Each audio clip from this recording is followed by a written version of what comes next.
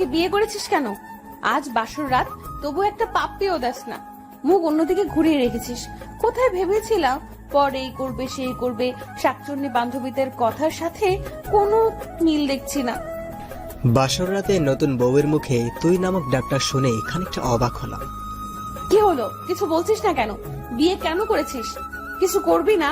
না করলে ফল কাটার ছুরি গলায় চালিয়ে দেবো। এই এই, তুই ভয় পাচ্ছিস কেন? ছুরি তো চালাবো আমার গলায়, আর ফাঁসি হবে তোর। সরি, তুই করে বলে ফেললাম। আচ্ছা বাদ দেন ওইসব, তাকান আমার দিকে। আমার বুকের ঠিক বাম পাশটায় একটা তিল আছে। বুকের বাম পাশের তিল থাকলে নাকি বড় অনেক রোমান্টিক হয়। পিচ্চি বউয়ের মুখে এসব কথা শুনে বিস্ময়ের দৃষ্টিতে তাকিয়ে বলতে লাগলাম, মানে কি বলছেন এসব? এসব কি বলতে হয়? চুপচাপ ঘুমান, নইলে নিচে শুতে হবে। বয়স 15 হবে কিনা সন্দেহ আছে। কথা বলে কি এক একটা। হায় আল্লাহ, কি বলেন আপনি? আপনি না আমার স্বামী। ভাবি বলেছে স্বামীর কাছে সব বলতে হয়। আচ্ছা, আরো কোথায় কি আছে বলবো? জানেন, আমার না নাভির কাছে। আল্লাহ, আমাকে বাঁচাও। মেয়েটা তো দেখছি আমাকে পাগল বানিয়ে ছাড়বে। এই পিচ্চি, চুপ করবে তুমি? শুনেছি বাসর রাতে নাকি এই হয় সেই হয় স্বামী স্ত্রীর মাঝে। আপনি তো দেখছি কিছুই করছেন না। একটা কিসও করতে পারেন। চাই রোমান্টিক আপনি। আচ্ছা, জড়িয়ে নিতে তো পারেন, তা না করে মাঝখানে কোলবালিশ দিয়ে রাখছেন। কার কাছে শুনছো? কেন, ভাবির কাছে। আর কি শুনছো? ভাবি বলেছে স্বামী যেমন যেমন করতে বলে তেমনি করতে। ও আচ্ছা, খুব ভালো তোমার ভাবিটা। এখন তুমি ঘুমিয়ে যাও। তোমার ভাবি বলেছে না স্বামী যা বলবে তাই করতে। সো তাড়াতাড়ি ঘুমিয়ে যাও। তাহলে ঘুমাবো? বাসর রাতে নাকি ঘুমায় না। তুমি কি আমাকে ড্রপ দিছো? আচ্ছা, কোল বালিশটা সরাও, মাঝখানে ইন্ডিয়া পাকিস্তান করে রাখছে। এই পিচ্চি, চুপ করবে? আমার জীবনটা নরক বানাতে এসেছি। ঘুমাও বলছি। বাসর রাতে কত কি করে শুনেছি স্বামী স্ত্রী, আর আমাকে ঘুমাতে বলছো? আচ্ছা, একটা আইডিয়া শুনবেন আপনি? আবার আইডিয়া? আচ্ছা বলো, কি বলবে?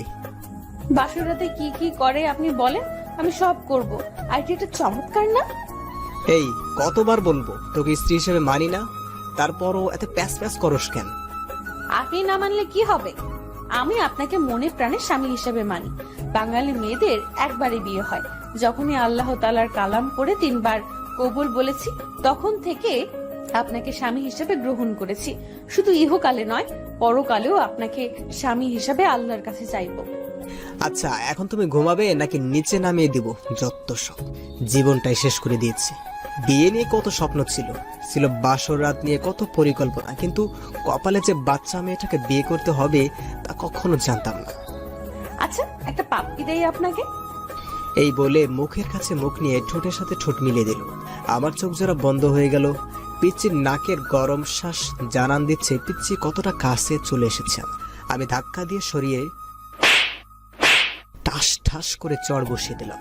এই মেয়ে বাসর রাতের সব জাগাচ্ছে। নাকে টিপ দিলে দুধ বের হয়ে আসবে, আর সে কিনা বাসর রাত নিয়ে লাফালাফি। যত সব, হিটলারটা আমার জীবনটা এভাবে নষ্ট করে দেবে কখনো ভাবিনি। আপনি ভুল বলছেন। নাকে চাপ দিলে দুধ বের হয় না, নাকে টিপ দিলে পচা বের হয়, দুধ তো বের হয় না। আল্লাহ, কই রাখছো আমায়? এই ডেভিল মেয়ে, চুপ করবি? পিচ্চি হয়ে এত কথা বলতে হয় না। সত্যি বললে ডেভিল হয়ে যায়। আর আমি পিচ্ছি না, আমার বয়স 14 বছর 3 মাস 17 দিন। মনে মনে ভাবছি মেয়েটাকে মারা ঠিক হয়নি, কিন্তু কি করব? পিচ্চি মেয়েটার জন্য হিটলারটা আমার ভবিষ্যৎটাই নষ্ট করে দিল। আচ্ছা, আপনি ঘুমান। আর আপনার হাতে ব্যথা পেয়েছেন কি? কথাটা শুনে নিজের অজান্তেই খারাপ লাগলো। পিচ্চিটার দিকে তাকাতেই মনে হচ্ছে একটা পূর্ণিমার চাঁদ। এত সুন্দর কোনো মেয়ে হতে পারে? মুখ দিয়ে রং ধনুর আভা বের হচ্ছে। এ কি, পিচ্চিটার ঠোঁট কেটে রক্ত বের হচ্ছে। থাপ্পড়টা জোরেই লাগছে। আচ্ছা, তোমার নাম কি? আমাকে বিয়ে করার সময় নাম শুনেননি? তোমাকে বিয়ে করার কোনো ইচ্ছাই ছিল না, হিটলারটার জন্য বিয়ে করেছি। এখন নামটাকে বলবে? এখন বলে লাভ নেই, বিয়ে করে ফেলেছেন। শুনেন, আমার নাম কারিমা জাহান কথা। আচ্ছা কথা, সরি। তোমার লাগেনি তো? এই যে নাও টিস্যু, টিস্যু দিয়ে রক্তটা মুছে নাও। আপনি না বলছেন আপনি আমাকে স্ত্রী হিসেবে মানেন না? না মানলে আমার জন্য কষ্ট পেতেন না। ওই চুপ করবি? তোকে স্ত্রী হিসেবে কোনো দিন মানি না, আর মানবো না। কাউকে টিস্যু দেওয়া মানে তাকে বউ হিসেবে মেনে নেওয়া নয়। এই বলে কোলবালিশটা নিয়ে চলে গেলাম সোফাতে। আর একটু থাকলে আমি পাগল হয়ে যাব। কই যাচ্ছেন আপনি? জাহান্নামে যাচ্ছি। চুপচাপ এখানে শুয়ে থাকবি, নইলে তোকে ফ্লোরে শুয়ে থাকতে হবে। আচ্ছা ঠিক আছে। বাতিটা অফ করে শুয়ে শুয়ে ভাবছি, হিটলার আমার জীবনটাকে এভাবে নষ্ট করে দিবে। তোবা শুনলে বাসায় এসে আমাকে খুন করবে, নইলে এসে নিজে গাড়ির নিচে পড়ে মরবে। বারবার তোবার কথা মনে পড়ছে। দুজন দুজনকে নিয়ে কত স্বপ্ন দেখেছি, আর মাঝখানে হিটলারটা পিচ্ছি মেয়েটাকে বিয়ে করিয়ে দিল। ও, আপনাদের তো পরিচয়টাই দেওয়া হয় নাই। আমি সাইফুল ইসলাম পারভেজ, অনার্স কমপ্লিট করে বাবার মানে হিটলারের হোটেলে খাচ্ছি। হঠাৎ রুমের বাতি কে যেন জ্বালিয়ে দিল। এই পিচ্ছি, কি করো? কেন দেখতে পাচ্ছেন না আপনি? কাপড় কেন খুলছো? আমি কাপড় পরে ঘুমাতে পারি না। যত সব। এই কাপড় পরো। আর যদি কাপড় খুলতে দেখছি, কি যে করব। হ্যাঁ, আপনি না বললেন ঘুমাতে, এত ভারী ভারী কাপড় পরে কেউ ঘুমায়? কেউ যদিও বা না ঘুমাই, তুই ঘুমাবি।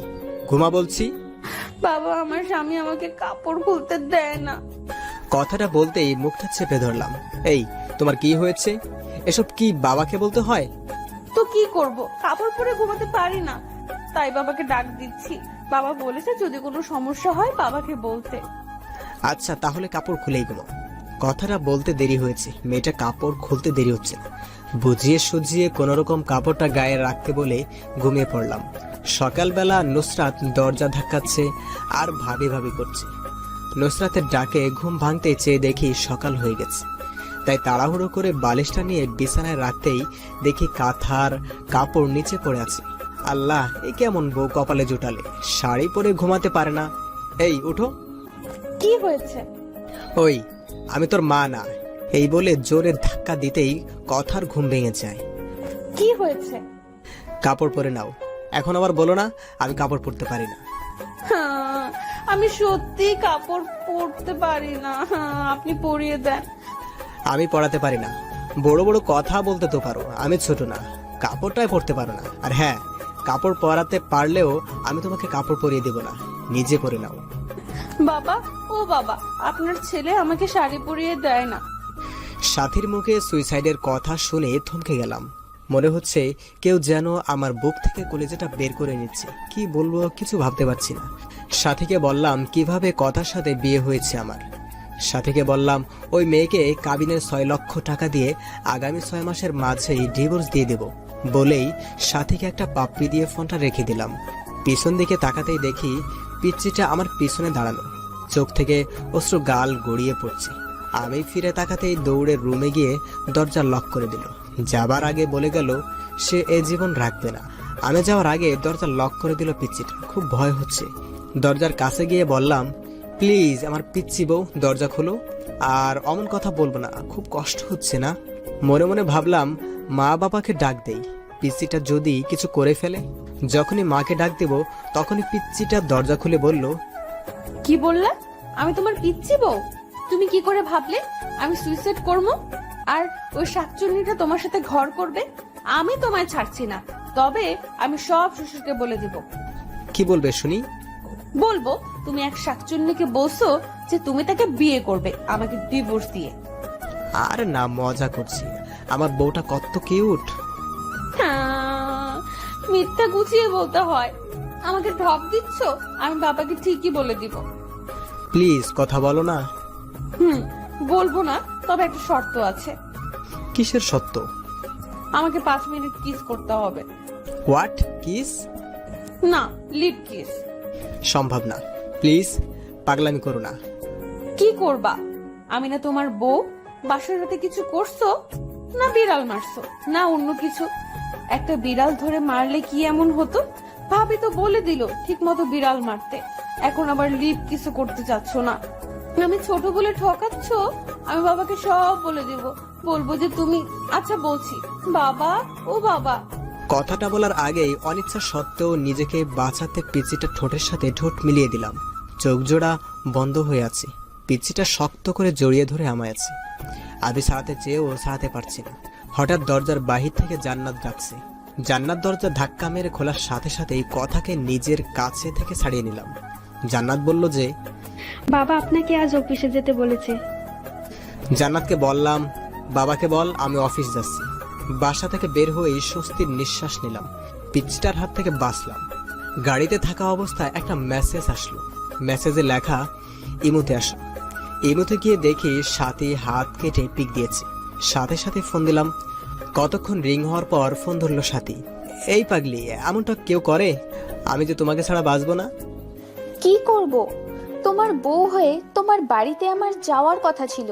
নিজের ভালোবাসার মানুষ অন্যের বুকে, যাকে নিজের থেকেও বেশি ভালোবাসলাম, আজ সে আমার না। কেন যে আল্লাহ আমাকে এসব দেখার জন্য বাঁচিয়ে রেখেছে। আমি সত্যিই বাঁচতে চাই না। যে জীবনে তোমাকে পাবো না, সেই জীবন রেখে লাভ কি বলো? প্লিজ থামবে তুমি? আমার যে আর সহ্য হচ্ছে না। তুমি আজ বিকেলে প্লিজ আমার সাথে পার্কে দেখা করো। আচ্ছা, 4টায় দেখা করব। এদিকে অফিস শেষ করে 4টায় পার্কের দিকে রওনা দিলাম। পার্কে গিয়ে দেখি সাথী নীল শাড়ি পরে বসে আছে। সাথীর পাশে গিয়ে বসলাম। বাতাসে সাথীর চুল থেকে মাতাল হাওয়া আসছে। আমার বসা দেখে সাথী আমার দিকে চেয়েই কেঁদেই দিল। সাথীর চোখ থেকে টুপটুপ করে পানি পড়ছে। মনে হচ্ছে আমার হৃৎপিণ্ডে রক্তক্ষরণ হচ্ছে। সাথীর কাজল কালো চোখজোড়া চোখের পানিতে লিপটে যাচ্ছে। চোখগুলি ফুলে গিয়েছে। হাতের দিকে তাকাতে এই কলিজাটা কেঁপে উঠল। সাথীর হাতে ব্যান্ডেজ, বুঝতে বাকি রইল না যে এটা সাথীর পাগলামি। চোখ দিয়ে অনবরত পানি আসছে। কিভাবে ভুলবো 3 বছরের ভালোবাসা? এই, তুমি কাঁদছো কেন? তুমি না আমার প্রাণ। আর কত কষ্ট দেবে জানো? যখন শুনেছি তোমার বিয়ে হয়ে গেছে, মনে হচ্ছে প্রাণটা কেউ বের করে নিচ্ছে। কত স্বপ্ন দেখেছিলাম তোমাকে নিয়ে, সব আজ শেষ। আমায় একটু বুকে নিবে? সাথীর বলতে দেরি হয়েছে। পাগলিটাকে শক্ত করে জড়িয়ে নিতে দেরি হয়নি। বুকটা কেমন যেন ভেজা ভেজা লাগছে। পাগলিটার চোখের পানিতে গায়ের শার্টটা ভিজে যাচ্ছে। পাগলিটা এমন ভাবে জড়িয়ে ধরে আছে, মনে হচ্ছে ছোট্ট বাচ্চা ভয় পেলে যেভাবে আঁকড়ে ধরে থাকে সেভাবে জড়িয়ে আছে আমায়। এভাবে কিছুক্ষণ জড়িয়ে ধরে থাকার পর বললাম, কি হলো? আর কতক্ষণ জড়িয়ে ধরে থাকবে আমায়? সবাই ফ্যাল ফ্যাল করে তাকিয়ে আছে আমাদের দিকে। কি করব? তোমার বুকটাতেই যে আমার ঠাই।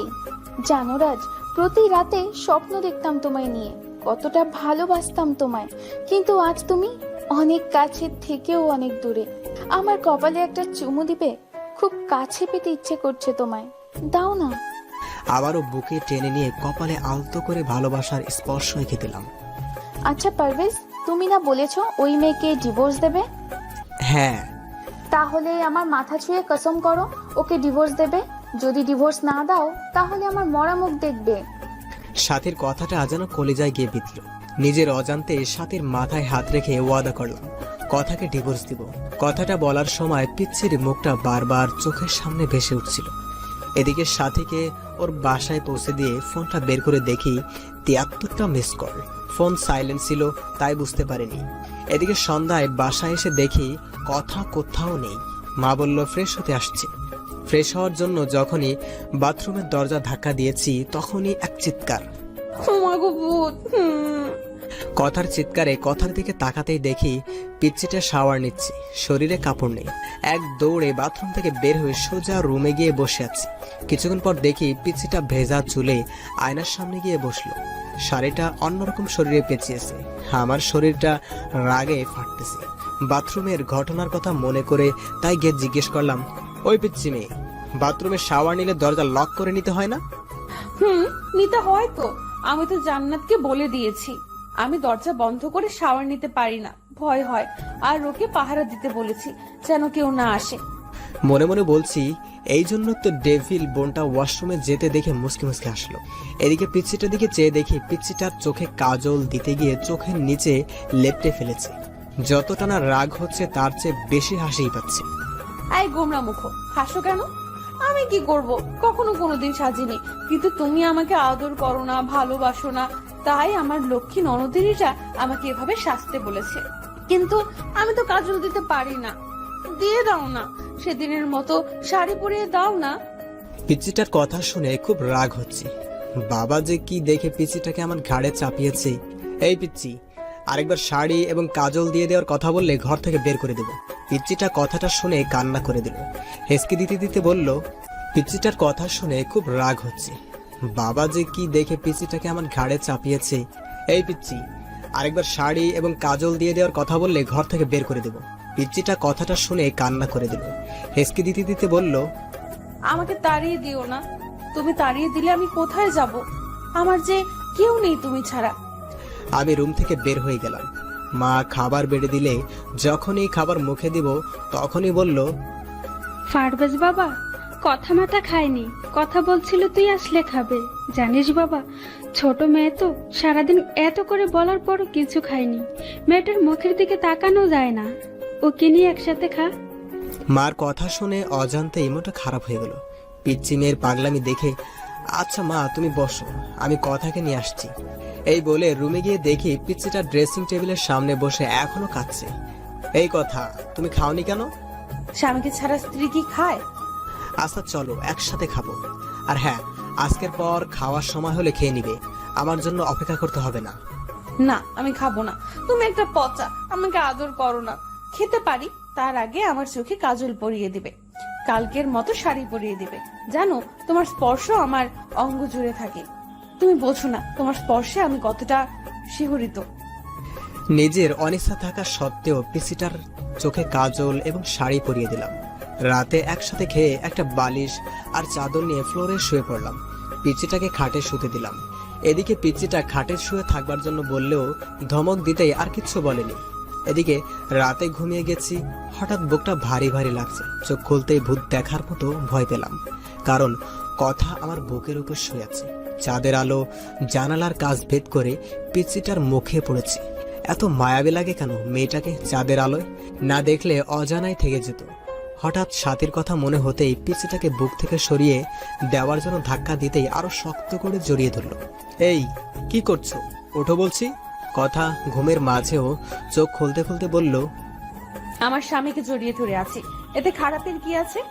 আমার অধিকার আমি আদায় করে নিব। বুক থেকে ছাড়িয়ে কষে একটা থাপ্পড় দিয়ে বলতে লাগলাম, তোকে বলেছি না আমাকে স্বামী না ভাবতে? কেন জড়িয়ে ধরে থাকিস? আমি বলছি না তোকে ডিভোর্স দেব? কথাটা বলতেই খাটে চলে গেল কথা। আমি আবার গভীর ঘুমে হারিয়ে গেলাম। এদিকে ঘড়ির কাঁটা একটা বাজতেই কথা ঘুম থেকে উঠে সুন্দরভাবে উজু করে 2 রাকাত নামাজ শেষ করে মোনাজাত ধরে বলতে লাগলো, হে পরওয়ারদিগার, আমার আল্লাহ, তুমি তো সর্বশক্তিমান। তোমার হুকুম ছাড়া গাছের পাতাও নড়ে না। তুমি ছাড়া তো আমার কষ্ট বোঝার মতো কেউ নেই। এই মধ্যরাতে পৃথিবীর সবাই এখন গভীর ঘুমে, তখন তোমার অভাগী বান্দাটা তোমার দরবারে 2টি হাত তুলে ধরেছে।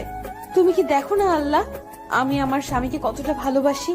আমার বুক থেকে আমার স্বামীকে তুমি কেড়ে নিও না। তোমার পবিত্র কালাম করে বিয়ে নামক পবিত্র বন্ধনে আবদ্ধ হয়েছি। এই বন্ধন ছিন্ন করো না, বাঁচবো না আল্লাহ। ও আল্লাহ, আমার স্বামীর পায়ের নিচে জায়গাটুকু আমাকে ভিক্ষা দাও। কথাটা বলে ফুফিয়ে ফুফিয়ে কাঁদতে লাগলো। পরের দিন সকালে মায়ের ডাকে ঘুম ভাঙলো। বাবা আজকে অফিসে যেতে না বলে কথাকে কলেজে ভর্তি করিয়ে দিতে বলল। আমি বাবার কথায় না করতে পারি না, তাই অনিচ্ছা সত্ত্বেও ডিস্টার্বকে নিয়ে বাইকে করে রওনা দিলাম।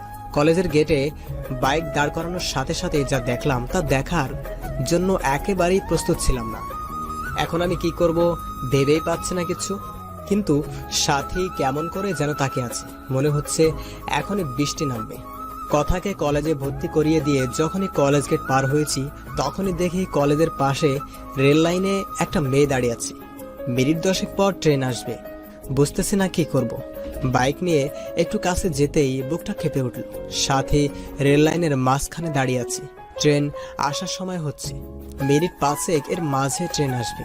এদিকে সাথীকে ডাকছি, সাথী চোখ বন্ধ করে আছে। এদিকে বাইক রেল লাইনের সাইডে পাথরের সাথে ধাক্কা লেগে পড়ে যায়। বাইক পড়ে আমার উপর। আমি খুব চেষ্টা করছি আমার উপর থেকে বাইক সরাতে, কিন্তু পারছি না। এদিকে দেখা যাচ্ছে ট্রেন প্রায় কাছে এসে পড়েছে। বুকের হার্টবিট বেড়েই যাচ্ছে। সাথীকে গলা চেঁচিয়ে ডাকছি, তারপরও সাথী শুনছে না। না, এই দৃশ্য আমি সহ্য করতে পারবো না। মনে মনে আল্লাহ তাআলার কাছে সাহায্য চাচ্ছি। চোখ দিয়ে নীরবেই অশ্রু ঝরছে, হাঁটু কেটে রক্ত বের হচ্ছে, বুকটা ফেটে যাচ্ছে। পাগলের মতো আল্লাহকে ডাকছি আর বাইক সরাতে চেষ্টা করছি। মনে মনে বলছি, হে আল্লাহ, আমাকে শক্তি দাও বাইক সরানোর। আমার হৃদয়টা রেল লাইনের মাঝে। হে পরম করুণাময়, রহম করো তোমার বান্দাকে। আর বাইক সরানোর জন্য চেষ্টা করছি, এদিকে আল্লাহর নাম নিয়ে বাইক ধাক্কা দিতেই বাইক সরে যায়। এদিকে ট্রেন প্রায় কাছে এসে পড়েছে। দৌড়ে গিয়ে সাথীকে রাস্তা থেকে সরিয়ে বুকে জড়িয়ে নিলাম। সাথী কাঁদছে, এখনো হাঁটু থেকে রক্ত বের হচ্ছে। সাথী কান্না করে করেই আমার শার্ট ভিজিয়ে দিচ্ছে। এদিকে সাথীকে বুক থেকে ছাড়িয়ে কষে একটা থাপ্পড় দিয়ে বললাম, এই পাগলি, কেন এমন পাগলামি করছো? জানো না তোমাকে ছাড়া আমি নিজেকে ভাবতে পারি না? কেন মরতে যাচ্ছিলে? আমি তো সেই কবেই মারা গিয়েছি তখনই যখন শুনেছি আমার ভালোবাসার মানুষ অন্য মেয়েকে বিয়ে করেছে। চোখ দিয়ে আষাঢ় শ্রাবণ ঝর্ণা ধারা নেমেছিল। বিরহের অনলে প্রতিনিয়ত পড়ছি আমি। আমার দেহটা ছাড়া আত্মাটা সেই কবেই মরে গেছে। জানো, আজ যখন তোমার বাইকের পিছনে ওই মেয়েটাকে দেখলাম, কলিজাটা ফেটেই যাচ্ছিল আমার। মনে হচ্ছে দম বন্ধ হয়ে মারা যাব। আমি তোমার পাশে অন্য কাউকে সহ্য করতে পারি না। কি করব? তোমাকে একজন জড়িয়ে ধরে থাকবে আর আমি কিভাবে দেখব? তাই ট্রেনের নিচে পড়ে তুমিহীনা এই জীবন নিঃশেষ করতে চেয়েছিলাম। কেন বাঁচালে আমাকে? আমি যে তিলে তিলে শেষ হয়ে যাচ্ছি। বলতে পারো কেন এতটা ভালোবাসার পরও তুমি আমার নও? কেন আজ তোমার বুকে অন্যজনের ঠাঁই? যে স্বপ্নগুলো তোমায় নিয়ে দেখতাম, সেই স্বপ্ন অন্য কেউ নিয়ে দেখে। প্লিজ তুমি আমাকে গলা টিপে হত্যা করো, আর নয়তোবা তোমার পায়ের নিচে আমাকে একটু জায়গা দাও। জানো পারবেশ, তুমি বিয়ে করার পর একটা রাতও আমি ঘুমাতে পারি না। প্রতিটা রাতে কেঁদে কেঁদে বালিশ ভিজিয়েছি। তোমার বুকে একটু জায়গা দিবে? একটু জড়িয়ে নাও না প্লিজ, নাও না প্লিজ প্লিজ। কান্না করতে করতে কথাগুলো বলল সাথী। সাথীর মুখে এমন কথা শুনে বুকের বাঁ পাশটা চিনচিনে ব্যথা করছে। চোখ দিয়ে টুপটাপ করে পানি গাল বেয়ে গড়িয়ে পড়ছে। কিছু ভাবতে পারছি না, খুব ইচ্ছে করছে সাথীকে জড়িয়ে ধরে বলি, সাথী খুব ভালোবাসি তোমায়, নিজের থেকেও বেশি। মনে হচ্ছে কথাটা বললে বুকের ব্যথাটা কমবে। তাই সাথীকে হেঁচকা টান দিয়ে শক্ত করে বুকে জড়িয়ে নিলাম।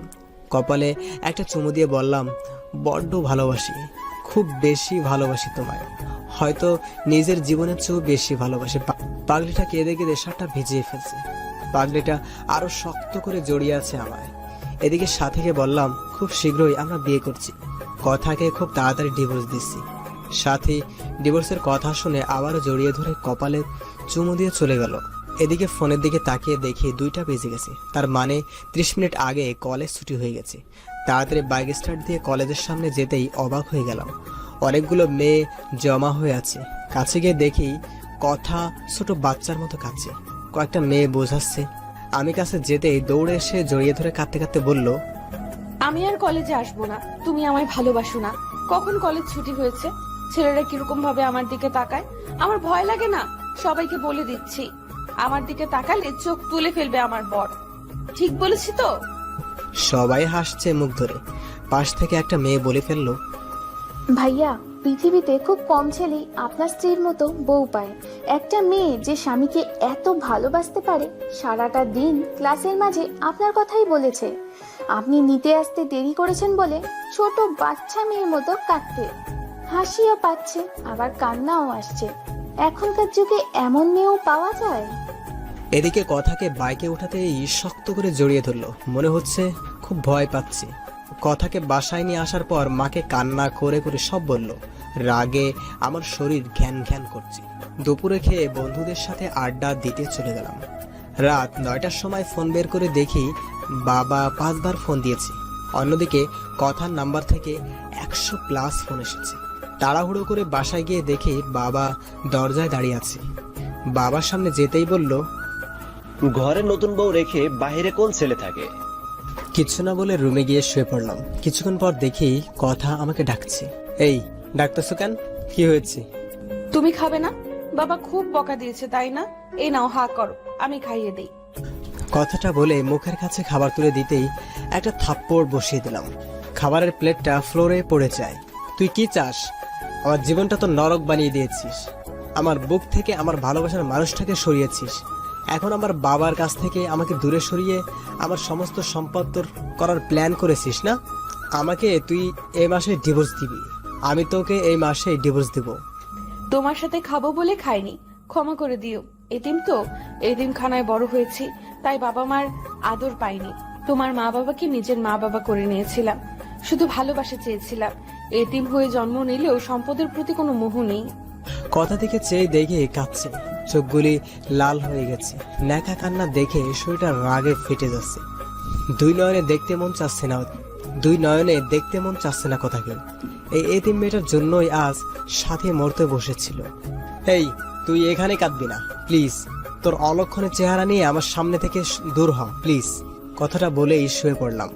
এদিকে কথা সুন্দর করে উজ্জু করে শ্বশুরের দেওয়া কোরআনটা পড়ে নামাজে দাঁড়িয়ে গেল। নামাজ শেষ করলো কে দেখে দে। নামাজ শেষ করে আজকেও মোনাজাত ধরে আল্লাহর কাছে অনেকক্ষণ কাঁদলো। মোনাজাত শেষে রুমে গিয়ে শুয়ে পড়লো। এদিকে ফজরের নামাজের আজান শুনে ঘুম ভাঙতেই অবাক হলাম। কথা মেয়েটাকে রাতে এত বকা দেওয়ার পরও জড়িয়ে ধরে শুয়ে আছে। মন চাচ্ছে ধাক্কা দিয়ে ফেলে দেই। এই, কি হচ্ছে? ওঠো। আর একটু ঘুমাই। এই বলে আরো শক্ত করে জড়িয়ে ধরলো। এখন ধৈর্যের বাঁধ ভেঙে যাচ্ছে। জোরে ধাক্কা দিয়ে বিছানা থেকে ফেলে দিলাম। আহ করে চিল্লানি দিয়ে উঠলো। আমি বিছানা থেকে উঠে ফ্রেশ হয়ে এসে দেখি কথা খুঁড়িয়ে হাঁটছে। কথা মা, তোমার কি হয়েছে? খুঁড়িয়ে হাঁটছ কেন?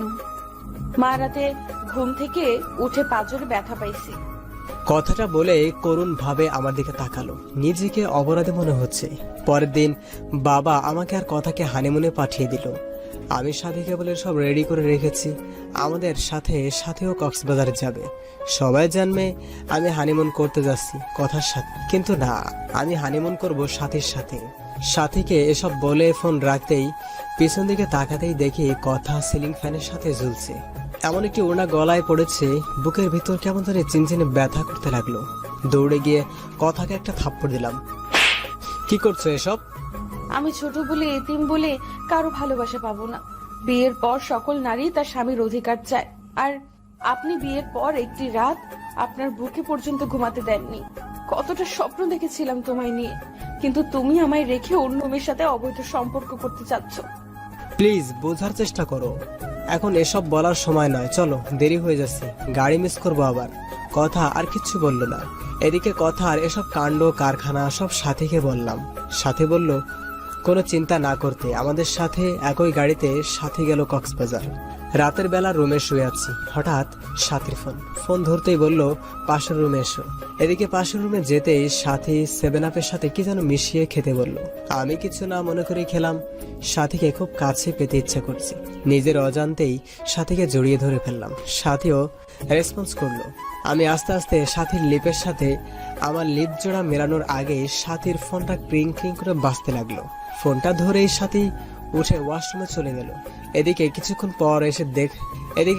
পর এসে বলল, বাবু আমি অসুস্থ, কাল যা মন চাই তাই করো। এই বলে আমাদের রুমে দিয়ে গেল। কথাকে বলল সে আমাদের কলেজ ফ্রেন্ড। কথা কখনো সাথীকে দেখেনি। এদিকে রুমে গিয়ে বিছানায় শুয়ে পড়লাম। এখন আমার শরীর আর চোখ দিয়ে উত্তাপ বের হচ্ছে। কথা আজ খুব সুন্দর করে সেজেছে। নীল শাড়ির সাথে ম্যাচিং ব্লাউজ, সাথে নীল রঙের চুড়িতে কি অপরূপটাই লাগছে। কথার চোখে কাজল দেওয়াতে আরো মায়াবী লাগছে। কথা এসে খাটে বসতেই টান দিয়ে বুকে জড়িয়ে নিলাম। ঘটনায় আকস্মিক ব্যবহারে কথা কিছুটা বিব্রত হলো। আপনাকে একটা কথা বলবো। বলো, কি বলবে? আপনার কাছে একটা জিনিস চাইবো, দিবেন তো আমাকে? আচ্ছা বলো, দেওয়ার মতো হলে দিব। টাকা লাগবে কি? না, আমি টাকা চাই না, আমার তো তোমাকে চাই। মনে মনে বললাম। কি বললে?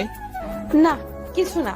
শুনো, তুমি কি আমাকে একটা কিউট মেয়ের মা বানাবে, যার নাম হবে তোমার নাম অনুসারে রাইসা? লজ্জা ভরা মুখে কথাটা বলে মাথা নিচু করে ফেললো। ইস, বাবুর মা হবার কথা বলে কিরকম লজ্জা পেয়েছে। লজ্জা পাবোই তো। আমি কথার কানের কাছে মুখ নিয়ে বললাম, কাছে আসো, তোমাকে রাইসার মা বানাচ্ছি। দুষ্টামের ছলে কথাটা বললাম। কথা ছোট বাচ্চার মতো আমার বুকে মুখ লুকালো।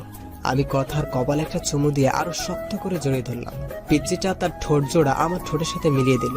এরপর নারী পুরুষের সবচেয়ে ঘনিষ্ঠ কিছু মুহূর্ত পার করলাম। তারপর বুকে জড়িয়ে শুয়ে পড়লাম। সকালে ঘুম থেকে উঠে দেখি কথার কাপড় চোপড়ের কিছু ঠিক নেই। আমার শরীরের বিভিন্ন জায়গায় লিপস্টিকের দাগ। পিচ্চিটা এখনো শক্ত করে জড়িয়ে ধরে আছে আমায়। রাতের কথা মনে হতে লাফ দিয়ে উঠলাম। এ কি করলাম আমি তো কথাকে ডিভোর্স দিব। তবে কেনই বা তার সতীত্ব হরণ করলাম? মাথায় কাজ করছে না। কথাকে আজ খুব খুশি খুশি লাগছে। বিয়ের পর কখনোই এতটা খুশি দেখিনি ওকে। তবে কেনই বা তার সতীত্ব হরণ করলাম? মাথায় কাজ করছে না। কথাকে আজ খুব খুশি খুশি লাগছে। বিয়ের পর কখনোই এতটা খুশি দেখিনি ওকে। সকাল সকাল ফোন দিয়ে সাথীকে সবকিছু বললাম। সাথী আমার কথা শুনে তেলে বেগুনে ফুলে উঠল। সাথীকে বললাম, সবকিছু তোমার জন্যই হয়েছে। তুমি যদি গত রাতে সেই মেডিসিন না খাওয়াতে তাহলে এমনটি আর হতো না। আচ্ছা বাদ দাও, কোনো চিন্তা করো না। কাল তোমাকে একটা পিল দেব, সেটা খাইয়ে দিও, তাহলেই হবে। তাহলে আর কোনো চিন্তা করতে হবে না। সাথীর কথা শুনে বেশ অবাক হলাম, কিন্তু সাথীকে ভালোবাসি, কথাও দিয়েছি সাথীকেই বিয়ে করব। তাই আর কোনো কিছু চিন্তা না করে রাজি হয়ে গেলাম। পরের দিন রাত্রে একটা পিল নিয়ে বললাম, খেয়ে নাও তো পিলটা। কিসের পিল এটা? আমি তো সুস্থ, আপনি কিসের পিল খেতে বলছেন আমাকে? তোমাকে মিথ্যা বলে লাভ নেই, ক্ষমা করে দিও। সেদিনের রাত্রে তোমার সাথে যা হয়েছে তার নিছক একটি দুর্ঘটনা মাত্র। আমি জানি তুমি যা হারিয়েছো তা পৃথিবীর বিনিময়ে ফিরিয়ে দিতে পারবো না। আমি ডিভোর্স পেপার রেডি করে রেখেছি, তাই আমি চাই না আমার সন্তান তুমি গর্ভে ধারণ করো। চিন্তা করো না, ডিভোর্সের সাথে তোমাকে 20 লাখ টাকার একটা চেক দিয়ে দিচ্ছি, সময় করে ব্যাংক থেকে তুলে নিবে। এদিকে আমার কথাটা শুনে আমার দুপা চাপটে ধরে বলতে লাগলো, প্লিজ, আপনি আমার গর্ভের সন্তান নষ্ট করতে বলবেন না। আপনার মন চায় আপনি আরো একটা বিয়ে করেন। আমি কখনো কোনো দিন স্বামীর অধিকার চাইবো না। আপনার বাড়িতে 2টা কাজের মেয়ে রাখছে, আমাকে নিয়ে না হয় 3টা হবে। প্লিজ, আমার সন্তানকে নষ্ট করে দিতে বলবেন না প্লিজ। আমি সারা জীবন আপনাদের বাসায় কাজের মেয়ে হয়ে থাকবো, কোনো পারিশ্রমিক দিতে হবে না। শুধু আমাকে ডিভোর্স দিয়েন না। আমার সন্তানটা যেন বলতে পারে আপনি তার বাবা। আমি চাই না আমার মতো আমার অনাগত সন্তানটা পিতৃহীন পরিচয়ে বড় হয়। প্লিজ, একটা এতিম কিভাবে ফিরিয়ে দিয়েন না। আপনার পায়ের নিচে একটু জায়গা দেন, নয়তো গলা টিপে মেরে ফেলেন। এই কি করছো? পা ছাড়ো।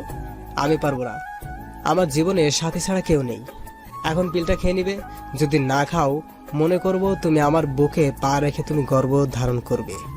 এখন তোমার ইচ্ছা। প্লিজ, এমন কসম দিও না। আমার কাছে যে তোমার স্থান সবার উপরে, পারবো না আমি তোমার বুকে মাথা রেখে এই সন্তানকে নিজের মাঝে বড় করতে। ক্ষমা করে দিও, এছাড়া আমার আর কোনো উপায় ছিল না। এই নাও পিল, আর এই নাও পানি, খেয়ে নিও। আচ্ছা দাও। এই বলে জন্ম নিয়ন্ত্রণ পিলটা হাতে নিয়ে নিল। চোখ থেকে টপ টপ করে পানি পড়তেছে, করুণ দৃষ্টিতে তাকিয়ে আছে। মনে মনে ভাবছে হয়তো আমি বলবো পিল খেতে হবে না কথা, কিন্তু না, আমি আর কোনো কথা বললাম না। কথা আমার দিকে তাকিয়ে থেকে বিষ যেমন করে মানুষ মুখে নেয়, ঠিক তেমনই করে মুখে নিল। গ্লাস থেকে একটু পানি মুখে নিল। নিজের অজান্তেই মনে হচ্ছে খুব বড় কোনো পাপ করে ফেললাম। এদিকে বাবা ফোন করলো যে বাবা অসুস্থ, তাই বাড়ি ফিরে যেতে হবে। মনে মনে স্থির করে নিলাম বাড়িতে ফিরে ডিভোর্স পেপারের জন্য আবেদন করব। কথাকে নিয়ে বাসায় ফিরলাম। এদিকে সাথী বলল যে কথাকে আমাদের দুজনের মাঝ থেকে সরিয়ে ফেলবে। আমি অনেক বোঝানোর পর কথা বলল। সেদিন কক্সবাজারে মেয়েটা যা বলেছে সব শুনেছি। আর সবচেয়ে বড় কথা হলো, মেয়েটাকে তোমার বাবা অনেক স্নেহ করে। আমি তোমাদের বাড়ির রহিমের কাছ থেকে খবর পেয়েছি যে তোমার বাবা নাকি তোমার সম্পত্তি কথার নামে লিখে দেবে। তাই আমাদের ভবিষ্যতের জন্য কথাকে আমাদের পথ থেকে সরিয়ে দেবে। আমি তোমাকে না বলেই প্রফেশনাল কিলারের সাথে কন্ট্যাক্ট করেছি। না, এর হতে পারে না। আমাদের ভালোবাসার জন্য একটা নিষ্পাপ জীবনকে হত্যা করব? বাবু দেখো, আমি চাই না, কিন্তু তোমার বাবা কখনো কথা বেঁচে থাকতে আমাকে মেনে নেবে না। আর তোমাকে না পেলে আমি বাঁচবো না, সত্যিই মরে যাব। তুমি আমার নিঃশ্বাস, তুমি আমার প্রাণ। জানো, তুমি কথাকে বিয়ে করার পর একটি রাতও শান্তিতে ঘুমোতে পারিনি। এতটা ভালোবাসার পরও কেন আল্লাহ তোমার আর আমার মাঝে এত বড় দেওয়াল তুলে দিল? প্লিজ, তুমি আমাকে খুন করে ফেলো, নয়তো আমাকে তোমার বুকে টেনে নাও। তোমার বুকটাই যে আমার শেষ ঠিকানা। তোমার বুকেই আমি শেষ নিঃশ্বাস ত্যাগ করতে চাই। প্লিজ কান্না করো না। আমি সব সইতে পারি, কিন্তু তোমার কান্না সহ্য করতে পারি না। তোমাকে যে বড্ড ভালোবাসি, কিন্তু আমাদের ভালোবাসার জন্য একটা নিষ্পাপ জীবনকে কেমনে সরিয়ে ফেলি? আল্লাহ কি ক্ষমা করবে আমাদেরকে? জানি এটা অন্যায়, কিন্তু এছাড়া আমাদের কোনো উপায় নেই। কথাটা বলে হাতটা নিয়ে সাথীর গলা চেপে মেরে ফেলতে বলল। Please kill me. আমাকে গলা চেপে মেরে ফেলো, তোমাকে ছাড়া বাঁচতে পারবো না। যেন পারবে মেয়েরা সব ভাগ দিতে পারে, তবে একটা ভাগ ছাড়া, তা হলো তার ভালোবাসার ভাগ। আমার সহ্য হয় না কথাকে। যে বুকে আমার থাকার কথা সে বুকে সে মেয়েটা থাকে। যে স্বপ্ন তোমাকে নিয়ে দেখেছি সে স্বপ্ন পূরণ করছে মেয়েটা। আমাকে তুমি হত্যা করতে পারবে না, পারবে না তোমার সেই স্ত্রীর কথাকেও হত্যা করতে, কিন্তু তোমাকে আমায় হত্যা করতে হবে না। তুমিহীনা এই জীবন দিয়ে আমি কি করব? কথাটা বলে কাঁদতে কাঁদতে ব্লেড দিয়ে হাত পোঁছ দিল। হাত থেকে ফিরকি দিয়ে রক্ত বের হতে লাগলো। সাথীর চোখ দিয়ে টুপটাপ করে পানি পড়তে লাগলো। সাথের রক্ত দেখে নিজের কলিজাটা ফেটে যাচ্ছে। ঠাস করে চড় বসিয়ে দিলাম সাথীর গালে। আমার থাপ্পড় খেয়ে ফুফিয়ে কাঁপতে লাগলো। শক্ত করে জড়িয়ে ধরলাম সাথীকে। সাথীকে শক্ত করে জড়িয়ে ধরে বলতে লাগলাম, কেন এইভাবে পাগলামো করছো? তোমাকে ছাড়া আমি কেমনে বাঁচবো? কথাকে তাহলে খুব শীঘ্রই আমাদের মাছ থেকে সরিয়ে আমার ময়না পাখিটিকে আপন করে নিব। বুকের ভেতর চাপা কান্নার আওয়াজ পেলাম। সাথীকে ছেড়ে দিয়ে সাথীর কপালে ভালোবাসার স্পর্শ এঁকে দিলাম। সাথীকে বাসায় ড্রপ করে বাসায় আসতে দেখি কথা খাবার নিয়ে বসে আছে। রাত প্রায় 10টা। আমি কিছু না বলে শুয়ে পড়লাম। আপনি খাবেন না? কিছু খেয়েছেন? মন খারাপ আপনার? হ্যাঁ, বাইরে থেকে খেয়ে এসেছি। আর হ্যাঁ মন খারাপ আমার। আর তার কারণ তুই। পিছিটার দিকে তাকিয়ে দেখি কাঁদবে কাঁদবে ভাব। কম্বলটা টান দিয়ে শুয়ে পড়লাম। মাঝরাতে ঘুম ভাঙতে দেখি কেউ একজন শক্ত করে জড়িয়ে রেখেছে আমায়। চোখ খুলেই দেখি পিচ্ছিটা আমার বুকে। চাঁদের আলো পিচ্ছিটার মুখে এসে পড়ছে। চুলগুলো রং পাল্টাচ্ছে। হঠাৎ নিচের দিকে তাকিয়েই চোখ কপালে উঠল। পিচ্ছিটা শাড়ি খুলে নিচে ফেলে দিয়েছে। আমি জানি কথা শাড়ি পরে ঘুমাতে পারে না, কিন্তু 3 পিস তো পরে ঘুমায়। তাহলে আজ ইচ্ছা করে এমন করছে। আজ পিচ্ছিটাকে এত সুন্দর লাগছে। মাথার চুলগুলো কপাল পেরিয়ে মুখে এসে পড়েছে। মন চাচ্ছে ফু দিয়ে চুলগুলো কপাল থেকে সরিয়ে আলতো করে কপালে ভালোবাসার পরশ এঁকে দেই। একই আমার গায়ে লিপস্টিকের দাগ। মনে মনে ভাবছি আজ মনে হয় পুরুষ ধর্ষণ করেছে। আমার বুকে লিপস্টিকের দাগ দেখে বিস্মিত হলাম। কথার ঠোঁটের দিকে তাকিয়ে দেখি ঠোঁটে এক বিন্দু লিপস্টিক নেই। মনে মনে ভাবছি পিছিটা কি সর্বনাশ করছে। তবে আজ কেন পিছিটাকে এত সুন্দর লাগছে? মন চাচ্ছে সারা জীবনের জন্য আপন করে নেই। হয়তো কথা সৃষ্টি হয়েছে আমার জন্য, কিন্তু না, আমার বুকে সাথী ছাড়া অন্য কারোর জায়গা নেই। আমার মন প্রাণ জুড়ে শুধু সাথী। তাই কথাকে কয়েকবার ডাক দিলাম, উঠল না। তাই জোরে ধাক্কা দিতেই চোখ কসলিয়ে কসলিয়ে উঠল। আমি বললাম, কি ব্যাপার? আমার গায়ে লিপস্টিকের দাগ কেন? আর তুমি কেন আমার বিছানায় শুয়েছ?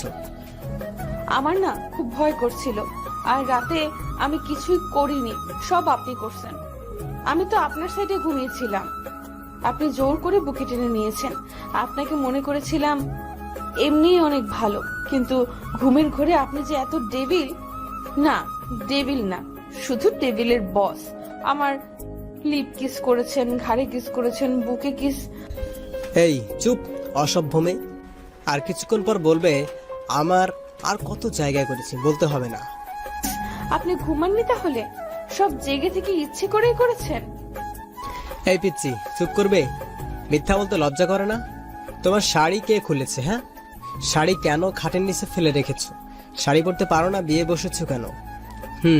আমি না হয় শাড়ি পরতে পারি না, নিজে তো লুঙ্গিটাও পরতে পারো না, আবার অন্যকে শাড়ি পরার কথা বলে। পিচ্ছিটার কথা শুনে নিজের দিকে তাকাতে চোখ বন্ধ করে ফেললাম। চাদরটা গায়ে জড়িয়ে কষে একটা থাপ্পড় দিলাম কথাকে। থাপ্পড়টা খেয়ে মাটিতে পড়ে গেল। আমার রাগ চরমে উঠে গেছে। রাগের মাথায় বলতে লাগলাম, তুই মরতে পারিস না? আমার জীবনটাকে নষ্ট করে দিয়েছিস। জন্ম নিয়ে তোর মা বাবাকে খেয়েছিস, এখন আমাকেও খাবি নাকি? আর তোকে না বলছি ডিভোর্স দিব, তারপরও কেন আমার বিছানায় আসিস? আরেকদিন যদি আমার বিছানায় আসিস তাহলে প্রয়োজনে তোকে খুন করে জেলে যাব। আপনাকে খুব কষ্ট দিয়েছে তাই না? আপনার কোথাও লাগেনি তো? আপনার হাতে কি ব্যথা পেয়েছেন? জানেন আল্লাহ কেন যে আমাকে বাঁচিয়ে রেখেছে? ছোটবেলায় অনাথ আশ্রমে বড় হয়েছি, দেখিনি মায়ের মুখ। মা ডাকটাও কখনো ডাকতে পারিনি বাবার কাছে আবদারের সুরে কিছু চাইতে। কখনো বাবার কাছে চড়ে ঘুরতে পারিনি, পারবোই বা কিভাবে? বাবাকে তো কখনো দেখিনি। আর এখন আসছে আপনাকে জ্বালাতে। জানেন আত্মহত্যা মহাপাপ, সেজন্যই হয়তো বেঁচে আছি। তা না হলে কখনোই আপনার পথের কাটা হতাম না। আপনার বাড়ির দাসী করে রেখে দিয়ে পারিশ্রমিক হিসাবে সকাল বিকাল রাতে এভাবে থাপ্পড় দিয়ে, তবুও তো দাসী হয়ে আপনার হাতের স্পর্শটা পাবো। আসি, কি করব, ভয় পাই তো, তাই আপনার বুকটাকে নিরাপদ মনে করে শুয়েছিলাম। ক্ষমা করে দিবেন এই এতিমটাকে। পিসিটার কথা শুনে নিজের কাছে খুব খারাপ লাগছে। এভাবে মারাটা ঠিক হয়নি। সবচেয়ে খারাপ লাগছে যখন দেখলাম পিসিটার ঠোঁট কেটে রক্ত পড়ছে। পরের দিন মা বাবা জান্নাতকে নিয়ে নানি বাড়িতে গেল। সাথীকে ফোন দিলে সাথী বাড়িতে আসে। এদিকে সাথী আজ পিঙ্ক কালারের একটা শাড়ি পরেছে, হালকা লিপস্টিকের সাথে চুলগুলো ছেড়ে দিয়েছে। সাথী আসলেই সাথীকে নিয়ে বেডরুমে ঢুকে পড়ে। কথা অবাক নয়নে তাকিয়ে আছে, চোখটা ছলছল করছে, মনে হচ্ছে কখন জানি বৃষ্টি নামবে। কি হলো, দরজা দাঁড়িয়ে আছো কেন? আজ তুমি জান্নাতের রুমে থাকবে, আজ রাত্রে আমাদের এই রুমে আসবে না। আর আজ রাত্রে আমাদের এই রুমে আসবে না, বিরক্তি করতে। আর হ্যাঁ, আমাদের দুজনের জন্য খাবার দিয়ে যেও। এদিকে কথা আমার মুখের দিকে তাকিয়ে মাথা নাড়িয়ে হ্যাঁ সূচক জবাব দিল। কথা চলে গেল। সাথী এসে জড়িয়ে ধরে বলতে থাকে, এদিকে আমার হাতটা সাথীর স্পর্শকাতর জায়গায় সাথীর নিঃশ্বাস ভারী হয়ে আসছে। ঠোঁট জোড়া সাথীর ঠোঁট জোড়াকে আবদ্ধ করে ফেলবে ঠিক তখনই কথা খাবার নিয়ে রুমে ঢুকে পড়ে, কোনো প্রকার নক না করে। আমি সাথীকে ছেড়ে দিই। কথার দিকে তাকিয়ে বুঝতে পারলাম কাঁদছে। কথা ভাবেনি আমি এতটা নিচে নেমে যাব, কিন্তু কথা জানতো না আমার কলিজার টুকরা হচ্ছে সাথী। সাথী আমার জীবন মরণ, আমার ভালোবাসা সব সাথীর জন্য। কথা খাবার রেখে চলে গেল। চোখ দিয়ে পানি পড়ছে, দেখা গেল কথার। এদিকে সাথীর সাথে গল্প করতে করতে কখন যে আমি আর সাথী ঘুমিয়ে যাই খেয়াল নেই। সাথে সাথে ফিজিক্যালি রিলেশন করতে চাইলেও সাথী বিয়ের পরের কথা বলে। আমরা সিদ্ধান্ত নিয়েছি 1 সপ্তাহ পর বিয়ে করব, তাই আর জোর করিনি। এদিকে মাঝরাতে কারো চাপা কান্নার আওয়াজে ঘুম ভেঙে যায়। চোখ খুলতে দেখি বিথি সাথী আমার বুকে। সাথীকে বুক থেকে সরিয়ে কান্নার আওয়াজ কোথা থেকে আসছে তা দেখার জন্য রুমের বাইরে বের হতেই যা দেখলাম তা দেখার জন্য একেবারে প্রস্তুত ছিলাম না। কবে যে পাবো তোমায় সারা জীবনের জন্য, কবে তোমার বুকে মাথা রেখে ঘুমাবো। কথা যায় নামাজে বসে আছে, দেখে মনে হচ্ছে মোনাজাত ধরে আছে। মাঝে মাঝে ফুফিয়ে কান্নার আওয়াজ আসছে রুম থেকে। আমি আর একটু কাছে যেতে শুনলাম কথা বলছে, হে আল্লাহ, আমার পরম করুণাময় আল্লাহ তাআলা, তোমার দরবারে 2টি হাত তুলে ধরেছি। আল্লাহ, শুনেছি মাঝরাত নাকি তুমি প্রথম আসমানে এসে বান্দাদের ফরিয়াদ শোনো, শুনবে না? জানো আল্লাহ, দুনিয়াতে মানুষ কষ্ট পেলে মা বাবাকে বলে, তুমি তোমার মা বাবাকে উঠিয়ে নিয়েছো। তুমি ছাড়া যে আসমানের উপরে জমিনের নিচে কেউ নেই আমার। শুনতে পাচ্ছ কি আমার কথা? দুনিয়াতে সন্তান কান্না করে দিলে মা দৌড়ে আসে, সন্তানকে কোলে তুলে নিয়ে গালে মুখে চুমু দিয়ে বলে, কি হয়েছে আমার লক্ষ্মী সোনা, কাঁদে না। হে আল্লাহ, তুমি তো দুনিয়ার মায়েদের চেয়ে লাখো কোটি গুণ তোমার বান্দাদের বেশি ভালোবাসো। তুমি তো সব দেখো হে মাবুদ। আমার স্বামী আজ অন্যের বুকে শুয়ে আছে, আমার কলিজাটা ফেটে যাচ্ছে। আল্লাহ, আমার মা বাবাকে তুমি তোমার কাছে নিয়ে নিলে, আমাকে কেন রেখেছো? আমাকে কষ্ট দিতে তোমার যদি ভালো লাগে দাও, আরো কষ্ট। আল্লাহ, আমি যার সইতে পারছি না। একজন পতিতা নারীও তার স্বামীর ভাগ অন্য কাউকে দিবে না, আর আমি এতটাই অভাগী, জন্ম নেওয়ার পর না পেলাম মা বাবার ভালোবাসা, না পেলাম স্বামীর ভালোবাসা। আজ আমার স্বামী আমাকে বের করে দিয়ে অন্য মেয়ের সাথে রাত্রি যাপন করছে। হে আল্লাহ, আর কত কাঁদবো? কত কাঁদলে তোমার রহমতের সাগরে টান লাগবে? আর কত অশ্রু বিসর্জন দিলে তোমার আরশ কুরসি কেঁপে উঠবে? কত কাঁদলে তোমার রহমত আর রহিম নামের দয়ার সাগরে টান লাগবে? তুমি না বলেছো এতিমদের অভিভাবক তুমি? তুমি না বলেছো যার কেউ নেই তুমি আছো? আল্লাহ, এতিম মানুষের চোখের পানি তোমার দেখতে কি খুব বেশি ভালো লাগে? আর যে আমি পারছি না। হে রহিম রহমান, আমার আল্লাহ, আমার স্বামীকে আমার করে দাও। আমার স্বামীকে তোমার জান্নাতে নিয়ে একসাথে থাকতে চাই। ও আমার আল্লাহ, তোমার এতিম গুনাহগার বান্দি কাঁদে, তুমি দেখো না গো আল্লাহ, কষ্ট দিবে দাও, আরো কষ্ট দাও। আমার স্বামীকে আলাদা করে দিও না, আমার বেঁচে থাকার অবলম্বন কেড়ে নিও না। হে আল্লাহ, আমার স্বামী আমাকে এত মারে, এত কষ্ট দেয়।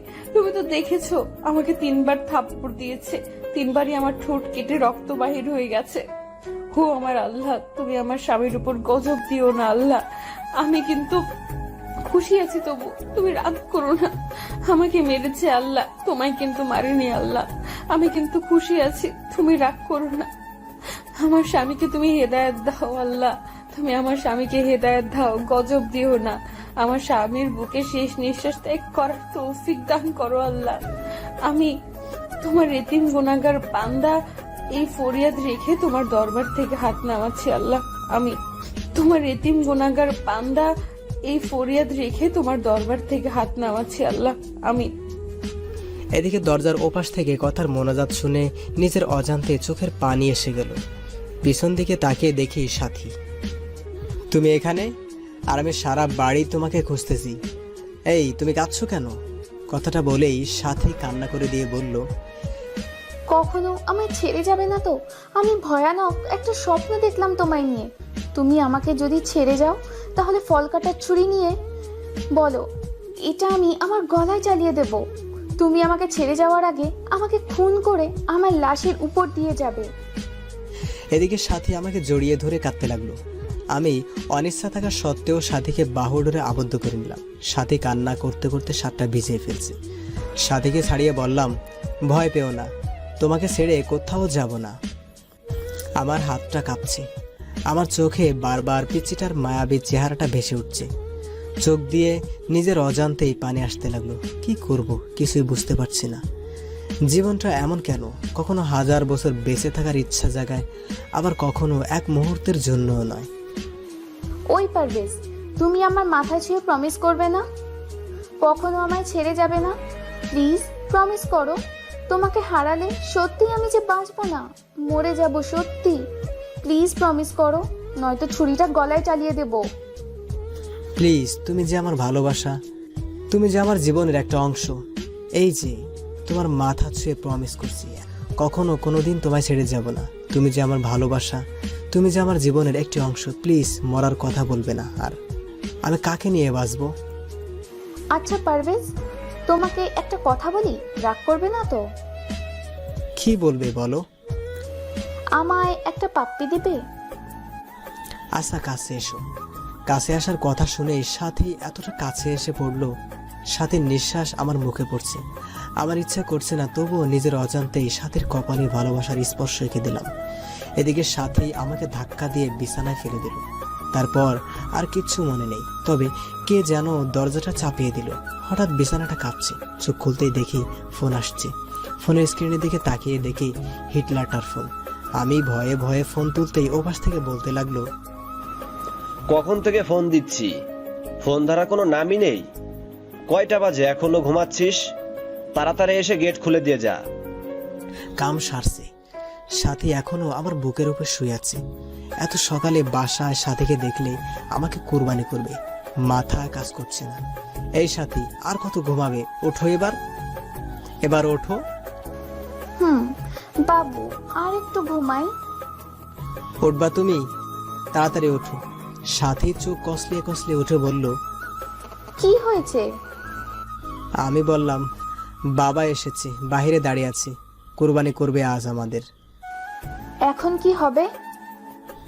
যা হবার হবে। বুক থেকে সরো, শাড়িটা পরে নাও। সাথী শাড়িটা ঠিক করে রুমের বাহিরে এলো।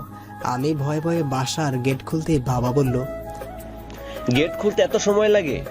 আর ওই মেয়ে এখানে কেন? কেন এসেছে এত সকালে? আমি কি বলবো ভেবে পাচ্ছি না, খুব ভয় হচ্ছে। সাথী, তুমি কিছু মনে করো না। পার্বতীর বাবা এমন, সবকিছু সন্দেহের চোখে দেখে। আন্টি, আমি কিচ্ছু মনে করিনি। আমার তাড়া আছে আজ। এখন তাহলে উঠি, অন্যদিন আবার আসবো। সাথী চলে গেল। কথাকে ছোট্ট করে ধন্যবাদ দিলাম। কথা করুণ দৃষ্টিতে আমার দিকে তাকালো। কথার কলেজে ক্লাস শুরু হয়েছে। কথাকে বাবা কলেজে দিয়ে আসতে বলল। বাবার কথা মতো কথাকে কলেজে নিয়ে যাবার জন্য বের হলে সাথী ফোন দেয় আর বলে কথাকে গাড়ি করে যেন কলেজে পাঠাই। সাথীর কথা মতো তাই করলাম। দুপুরে বসে আছি, হঠাৎ কথার নাম্বার থেকে ফোন আসলো। আমি ফোনটা ধরতেই ওপাশ থেকে অপরিচিত কণ্ঠে কেউ একজন বলল, ফোনটা যার, তিনি দুর্ঘটনায় মারা গেছে। লাস্ট ডায়ালে আপনার নাম্বার ছিল। প্লিজ, মেয়েটি যদি আপনার পরিচিত হয়ে থাকে তাহলে শেরপুর সরকারি হসপিটালে চলে আসুন। কথাটা শুনে কিছুক্ষণের জন্য পাথর হয়ে গেছিলাম। কি থেকে কি হয়ে গেল। হসপিটালে গিয়ে দেখি মাথাটা কেমন থেতলে গেছে, নাক দিয়ে রক্ত বের হয়ে আছে, মুখটা অনেক মায়াবী লাগছে। আজ কেন জানি বুকটা ফেটে কান্না আসছে। আজ তো আমার সুখের দিন, আমার পথের কাটা দুনিয়া থেকে বিদায় নিয়েছে। তবে কেন এত কষ্ট হচ্ছে, মনে হচ্ছে প্রাণটা দেহ থেকে বের হয়ে যাচ্ছে। হে আল্লাহ, ভালোবাসা পাওয়ার জন্য নিজের স্ত্রীকে খুন করে ফেললাম। কিছুক্ষণ পর বাবা মা আসলো, তারাও কাঁদছে। বাবা সবচেয়ে বেশি কাঁদছে। আজ কথার দাফন, কথার লাশটা কাঁধে নিয়েছি। মনে হচ্ছে কলিজাতে কেউ ছুরি চালিয়ে দিয়েছে। দূরের সাথীকে দাঁড়িয়ে থাকতে দেখলাম, সাথীও আজ কাঁদছে। আকাশ বাতাস আজ কাঁদছে। মনে হচ্ছে কথাকে দাফন করে আসলাম। সাথী আমাকে নির্জনে ডেকে নিয়ে অনেক কান্না করলো, ক্ষমাও চাইলো। সরাসরি আমার পায়ে পড়ে বলতে লাগলো, পারভেজ, আমাদের ভালোবাসার জন্য একটা নিষ্পাপ জীবনকে হত্যা করে ফেললাম। তুমি কিছু অন্যায় করনি, যদিও বা করে থাকো সব তোমার ভালোবাসাকে পাওয়ার জন্য। সাথে চলে গেল। কথার ছায়া মনে হয় প্রতিনিয়ত আমার পাশে ঘুরে। কেমন যেন উদাসীন লাগে। আজকে ভাবলাম সাথীর কাছে যাই, এভাবে আর পারছি না। আজ রাতটা সাথীর সাথে কাটাবো। সাথীকে ফোন দিয়ে না পেয়ে বাসায় গেলাম। বাসায় গিয়ে দেখি দরজা খোলা। আমি সরাসরি সাথীর রুমে চলে গেলাম। সাথীর রুমের কাছে যেতেই দরজার ভেতর থেকে পুরুষের কণ্ঠের আওয়াজ শুনলাম। আমি ভেতরে কি হচ্ছে তা দেখার জন্য জানালার পর্দা দিয়ে রুমের ভেতরে তাকাতেই চমকে উঠলাম। সাথী আর তার ভাই রথক্রিয়ায় ব্যস্ত। হঠাৎ সাথী যা বলল তা শোনার জন্য একেবারেই অপ্রস্তুত ছিলাম। বাবু, কতদিন ধরে আদর করো না, প্লিজ একটু কাছে এসো। আমার বাবুটা কি হট। ইস, আমার বুঝি লজ্জা করে না? ওমা, তাই বুঝি? কোথায় লজ্জা করে? কথাটা বলে কিস করতে লাগলো, আর বলতে লাগলো পাশের রাতে কে আগে জড়ায় ধরছিল। আর আমরা তো স্বামী স্ত্রী মাঝে আবার কিসের লজ্জা? পৃথিবীর সবাই জানে আমরা ভাই বোন, তবে আমরা দুজন ছাড়া। কথাটা বলে সাথে ঠোঁট জোড়ার সাথে সজীবের ঠোঁট জোড়া মিলিয়ে দিল। এসব দৃশ্য দেখে আমার পায়ের তলার মাটি সরে যাচ্ছে, চোখ দিয়ে অঝরে পানি ঝরছে, যার জন্য আমার নিষ্পাপ বউকে হারালাম। মন চাইছে কালনাগানিকে খুন করি। কথার মুখটা বারবার চোখের সামনে ভেসে উঠছে। এদিকে সাথী বলতে লাগলো, ওগো শুনছো, আমাদের প্ল্যান সাকসেসফুল হওয়ার পথে। আমাদের পথের কাটা কথাকে গাড়ি চাপা দিয়ে মেরে ফেলেছি। মেয়েটার রাজকে অনেক ভালোবাসতো, কিন্তু আমার অভিনয়ের কাছে সব ভালোবাসা চাপা পড়ে গেছে। আমার বউটা অভিনয় অ্যাওয়ার্ড পাবে। তুমি একদম পারফেক্ট অভিনয় করেছো। সবচেয়ে রেলগাড়ির নিচে চাপা পড়ে মরার প্ল্যানের সাথে সাথে অভিনয়টা একদম সুপারহিট ছিল। দেখতে হবে না বউটা কার? এখন শেষ একটা কাজ হচ্ছে আমার জন্য পাগল পারভেজকে বিয়ে করে কৌশলে তার সমস্ত সম্পত্তি লিখিয়ে নিয়ে আমার বাবুটাকে নিয়ে আমেরিকা চলে যাওয়া। আর তা এ মাসেই পূরণ হবে। কথাগুলো শুনে বুকটা চিনচিনে ব্যথা করছে। মনে চাচ্ছে দুইটাকে খুন করি। এদের জন্য আমার স্ত্রী কথা আজ পরপরে, কিন্তু না, এদেরকে এভাবে মারলে ফেসে যাব। তাই কৌশলে আমার স্ত্রীর হত্যার প্রতিশোধ নিতে হবে। আজ বাইক চালাচ্ছি আর কথার কথা খুব ভাবছি। মনে হচ্ছে কথা আমার পাশে বসে শক্ত করে জড়িয়ে ধরে আছে। চোখ দিয়ে নিজের অজান্তেই পানি আসছে। বাড়িতে এসে বাবাকে জড়িয়ে ধরে ছোট বাচ্চার মতো কান্না করে দিলাম। খুব কষ্ট হচ্ছে বাবা। মাথায় হাত বুলিয়ে দিয়ে বলল, আল্লাহর উপর ভরসা রাখো, তিনি সবকিছু ঠিক করে দিবেন। রুমে এসে শুয়ে পড়লাম। চোখ বন্ধ করলেই পিসিটাকে দেখতে পাই। খাইতে গেলেও মনে হয় কে যেন বলছে, তুমি খাবে না? তুমি না খেলে আমিও খাবো না। পারছি না এভাবে আর থাকতে। হঠাৎ ফোনটা বাজছে। ফোনের দিকে তাকিয়ে দেখি কাল নাগিনীটা ফোন দিয়েছে। অনিচ্ছা সত্ত্বেও ফোন ধরলাম। আমার বাবুটা কেমন আছে? আমার বাবুটাকে বড্ড বেশি মিস করছি। বাবুটা একটু আমার সাথে দেখা করবে কি পার্কে? আমার যে বুকটা চিনচিনে ব্যথা করছে। এতগুলা। আর অল্প দিন পরেই আমার বাবুটাকে আপন করে পাবো। প্লিজ এসে পড়ো পার্কে। আমি কালনাগিনীটার ফোনটা কেটে পার্কে চলে গেলাম। পার্কে গিয়ে চুপচাপ পাশে দাঁড়িয়ে আছি। নীল শাড়ি পরেছে, নোংরা শরীরটাকে ঢেকে রেখেছে নীল পোশাকের আড়ালে। যদি কেউ নোংরা মনে করে কার্যকলাপ দেখতে পারেন, মনে হয় কেউ থুতু পর্যন্ত দিত না এর শরীরে। কি হলো বাবু, তোমার পছন্দের শাড়ি পরেছি, কেমন লাগছে বললে না তো? কি বলবো? আচ্ছা বাদ দাও, আমার পথের কাটা তো নেই, চলো না বিয়ে করে নি। তোমাকে ছাড়া রাতগুলো আমার নির্ঘুম কাটে, তুমি যে আমার স্পন্দন।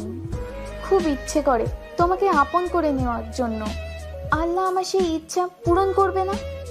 আমি যে তোমাকে নিজের থেকেও বেশি ভালোবাসি। কথাটা বলার সাথে সাথে ঠাস ঠাস করে চড় বসিয়ে দিলাম। আর সহ্য হচ্ছে না। এই, তুই আমাকে ভালোবাসিস? তাহলে সজীবকে? কি বলছো এইসব? সজীব তো আমার ভাইয়া। যে কেউ দেখে কালনাগিনীটার মায়া করে যাবে, কিন্তু আমি নয়। সি, তোর লজ্জা করে না নিজের স্বামীকে ভাই বলতে, স্বামীকে ভাই বানাতে? আমি সেদিন তোর বাসায় গিয়ে সব দেখেছি আর শুনেছি। তোদের দুটোকে আমি নিজের হাতে খুন করে আমার ফুলের মতো নিষ্পাপ স্ত্রীর হত্যার প্রতিশোধ দিব। তার আগে দেখ ভিডিওটা।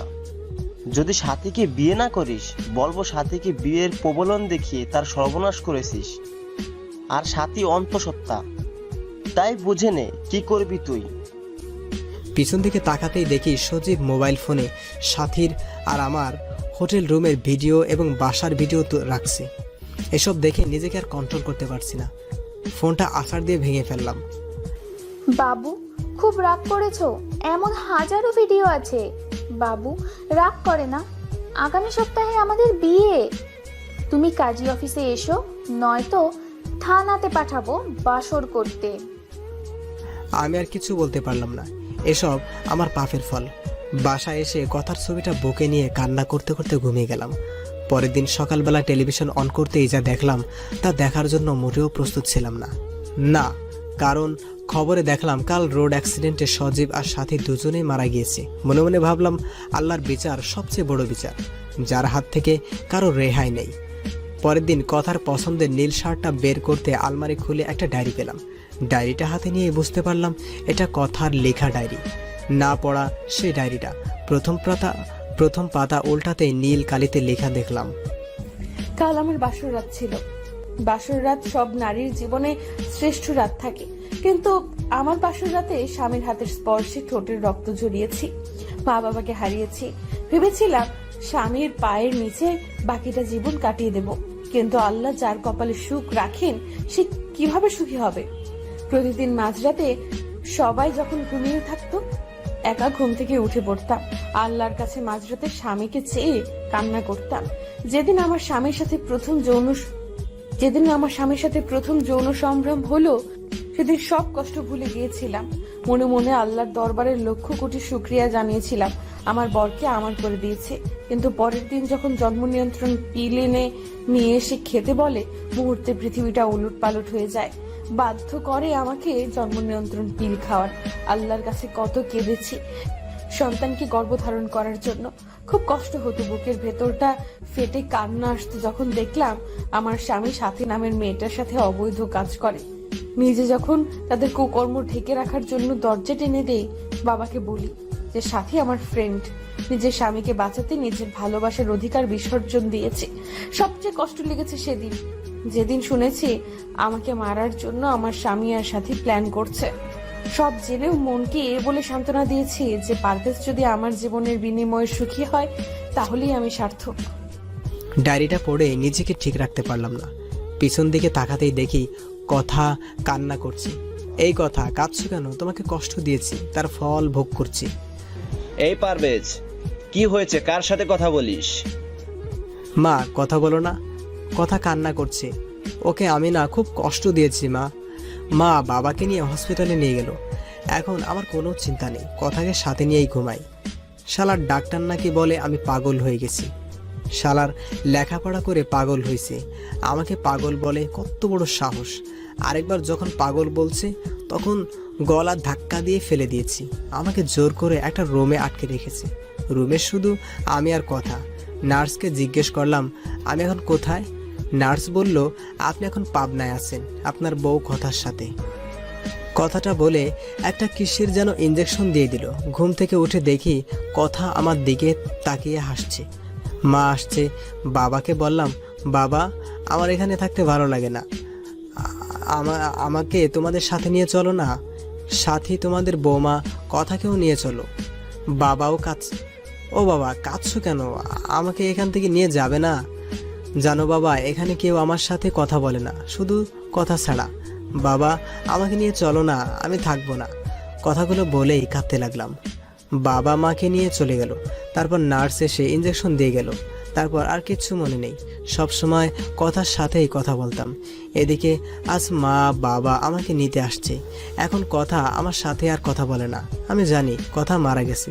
মা বাবা বাসায় নিয়ে বলল, পারভেজ বাবা, তুমি 5 বছর পাগল হয়ে পাবনা মানসিক হাসপাতালে ছিলে। এ 2 বছরে অনেক পরিবর্তন হয়ে গেছে। আমরা আজ নিঃস্ব, ব্যবসাতে ক্ষতি হয়েছে, ব্যাংকের লোকেদের ঋণ পরিশোধ করতে বাড়িটা বিক্রি করে দিয়েছি। এখন এই বাসাতে ভাড়া আছি। বাবার কথাগুলো শুনে নিজের অজান্তেই চোখের কোণে পানি চলে আসলো। আমার বাবা এই বয়সে অফিসে কাজ করে। মনে মনে ভাবলাম, আমার কোনো না কোনো জব করতে হবে। যেই ভাবা সেই কাজ। কয়েক জায়গায় আবেদন করলাম, সাথে সাথে একটা প্রাইভেট প্রতিষ্ঠানে শিক্ষকতা করার জন্য আবেদন করলাম। সপ্তাহখানেক পর নোটিশ আসলো, সে প্রতিষ্ঠানে আমাকে জয়েন করতে বলেছে। দিনগুলো ভালোই কাটছিল, কিন্তু প্রতি রাতেই কথার স্মৃতি আমাকে ঘুমাতে দেয় না। কথার সেই দুষ্টামিগুলো আজও আমাকে কাঁদায়। প্রতি রাতে কথার ছবি বুকে নিয়েই ঘুমাই, খুব কষ্ট হয়। মাঝরাতে মোনাজাতে শুধু একটা কথাই বলি, আল্লাহ আমার স্ত্রীকে ভালো রেখো। এদিকে স্কুলে একটা বাচ্চাকে দেখে খুব অবাক হয়ে গেলাম। কি সুন্দর করে হাসে, ঠিক কথার মতো। কি মায়াবী চাহনি, মনে হচ্ছে কথার প্রতিচ্ছবি তার মাঝে দেখতে পাচ্ছি। আমি মেয়েটাকে ডাক দিয়ে বললাম, তোমার নাম কি মামনি? আসসালামু আলাইকুম। ওয়ালাইকুম সালাম। উত্তরটা দিয়ে মনে মনে ভাবতে লাগলাম, এতটুকু একটা বাচ্চা মেয়ে হাই হ্যালো না বলে সালাম দিল। আপনি কি জানেন না, কারোর সাথে কথা বলতে হলে প্রথমে সালাম দিয়ে কথা শুরু করতে হয়? আমার নাম তাসনিয়া কারিমা রাইসা। নামটা শুনে বুকটা কেমন যেন কেঁপে উঠল। আপনি আমাদের নতুন টিচার? হ্যাঁ মামনি, আমি তোমাদের নতুন টিচার। এই নাও চকলেট। আমরা আজ থেকে ফ্রেন্ড, কেমন? ফ্রেন্ড। তুমি আমার চকলেট নিলে আমাকে পাপ্পি দিবে না? তুমি এত কিপটে কেন? তোমার সাথে আরি। কান ধরো। কান না ধরে বলবে, রাজকন্যার সাথে আর কোনোদিন অপরাধ করব না। তুমি জানো না রাইসা নামের অর্থ হলো রানী? আমি না তোমার টিচার, টিচারকে কান ধরে বলা লাগে? টিচার না ছাই, তুমি এখন আমার বন্ধু। কিছুক্ষণ আগে চকলেট দিয়ে বন্ধু বানিয়েছি। তোমার টিচারগিরি ক্লাসে দেখাবে। এখন কান ধরো, নইলে ফাইন ধরবো। আমি আর কি বলবো ভেবে পাচ্ছি না, খুব হাসি পাচ্ছে। মেয়েটার চোখের দিকে তাকিয়ে দেখি রাগের লুক নিয়ে তাকিয়ে আছে। কি হলো, আমার কথা বুঝোনি? বন্ধু হলে কেন? বন্ধু হয়েছো যেহেতু কান ধরো, বলো আর এমন অপরাধ হবে না। যদি না কান ধরো তাহলে দাঁত পড়ে যাবে, আর দাঁত পড়ে গেলে বিয়ে হবে না। রাইসার কথা শুনে কান ধরে বললাম, আমার ভুল হয়েছে, আর এমন ভুল হবে না। মেয়েটাকে টান দিয়ে কোলে নিয়ে গালে মুখে চুমু দিয়ে বললাম, মামুনি এখন হয়েছে? বেশ হয়েছে। তুমি সত্যি অনেক ভালো। হঠাৎ পাশ থেকে 10 বছরের মতো একটা মেয়ে এসে বলল, রাইসা, আব্বু চলে এসেছে, চলো, দাঁড়িয়ে আছে। ও আপু, তুমি আমার ফ্রেন্ডের সাথে পরিচয় হয়ে নাও। এই যে স্যার, এটা আপনার আপু রিচি। রিচি আপু, আমার স্যারকে সালাম দাও। আসসালামু আলাইকুম, আমি রিচি। স্যার আজকে আসে। হঠাৎ দেখি একটা ভদ্রলোক এসে রাইসাকে কোলে নিল। রাইসা বাবাই বাবাই বলে লোকটাকে জড়িয়ে ধরলো। লোকটা রাইসা আর রিচিকে নিয়ে গাড়ি করে চলে গেল। মনে মনে ভাবলাম, আজ যদি কথা বেঁচে থাকতো তাহলে আমাদের সন্তানটা ঠিক এতটুকু বড়ই হতো। নিজের অজান্তেই চোখের পাতাটা ভিজে উঠল। কথার চাঁদ মুখটা ভেসে উঠছে স্মৃতিপটে। এদিকে বাসায় এসে দেখি বাবা অসুস্থ। বাবাকে নিয়ে হসপিটালে গেলাম। ডাক্তার রুমে গিয়ে সেই লোকটাকে দেখলাম কেমন বিচলিত ভঙ্গিতে বসে আছে। ডাক্তার লোকটিকে বলল, এদিকে আমি একজন ডাক্তারকে নিয়ে বাবাকে দেখালাম। ডাক্তার বলল, তেমন কিছু না, প্রেশারটা একটু বেড়েছে। বাবার বেড থেকে বের হয়ে পাশের বেডের দিকে তাকাতেই বুকটা কেমন যেন হু হু করে কেঁদে উঠল। কি মায়াবী মুখটা, কেমন যেন অন্ধকারে ঢাকা পড়ে গেছে।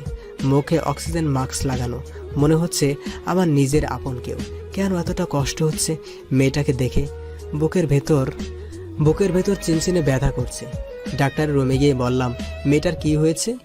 পাশ থেকে লোকটি বলল, কাল স্কুলে আসার সময় গাড়ি দুর্ঘটনা হয়, প্রচুর ব্লাড যায়, মাথায় অনেক আঘাত পেয়েছে। তার মা মেয়ের খবর শুনে অজ্ঞান হয়ে পড়ে আছে। মেয়েটার যদি কিছু হয়ে যায় তার মা বাঁচবে না। যদি এখন রক্ত না পাওয়া যায়, আল্লাহ যে কি করবেন। কথাটা বলেই কেঁদে দিল। এদিকে এক নার্স এসে বলল, স্যার, ঢাকার আশেপাশে প্রায় সব ব্লাড ব্যাংকে খবর নিয়েছি, কিন্তু কোথাও রক্ত পাওয়া গেল না। এদিকে পেশেন্টের অবস্থাও ভালো না, জানি না কি হবে। নার্সের কথাটা শুনে রফিক সাহেব কেঁদে দিলেন। আমার জানি এই কথাগুলো শুনে খুব কষ্ট হচ্ছে। আমি ডাক্তারকে বললাম, ডাক্তার সাহেব, আমি রক্ত দিব, আমার রক্তের গ্রুপ ও নেগেটিভ। ডাক্তার তাড়াহুড়ো করে আমায় নিয়ে শুয়ে দিলেন। 2 ব্যাগ রক্ত নিয়ে রাইসাকে দিল। আমি কিছুক্ষণ শুয়ে থেকে উঠে বাবার কাছে চলে আসলাম। পরের দিন বাবাকে নিয়ে বাসায় ফিরি। হসপিটাল থেকে আসার সময় রাইসার বেডের দিকে তাকিয়ে দেখি একটা মেয়ে রাইসাকে জড়িয়ে ধরে আছে। মনে হচ্ছে এটাই রাইসার মা, কিন্তু মানুষটাকে খুব পরিচিত লাগছে। এক ধ্যানে তাকিয়ে আছে মেয়েটার দিকে। নার্সের কথাটা শুনে রফিক সাহেব কেঁদে দিলেন। আমার জানি এই কথাগুলো শুনে খুব কষ্ট হচ্ছে। আমি ডাক্তারকে বললাম, ডাক্তার সাহেব, আমি রক্ত দিব, আমার রক্তের গ্রুপ ও নেগেটিভ। ডাক্তার তাড়াহুড়ো করে আমায় নিয়ে শুয়ে দিলেন। 2 ব্যাগ রক্ত নিয়ে রাইসাকে দিল।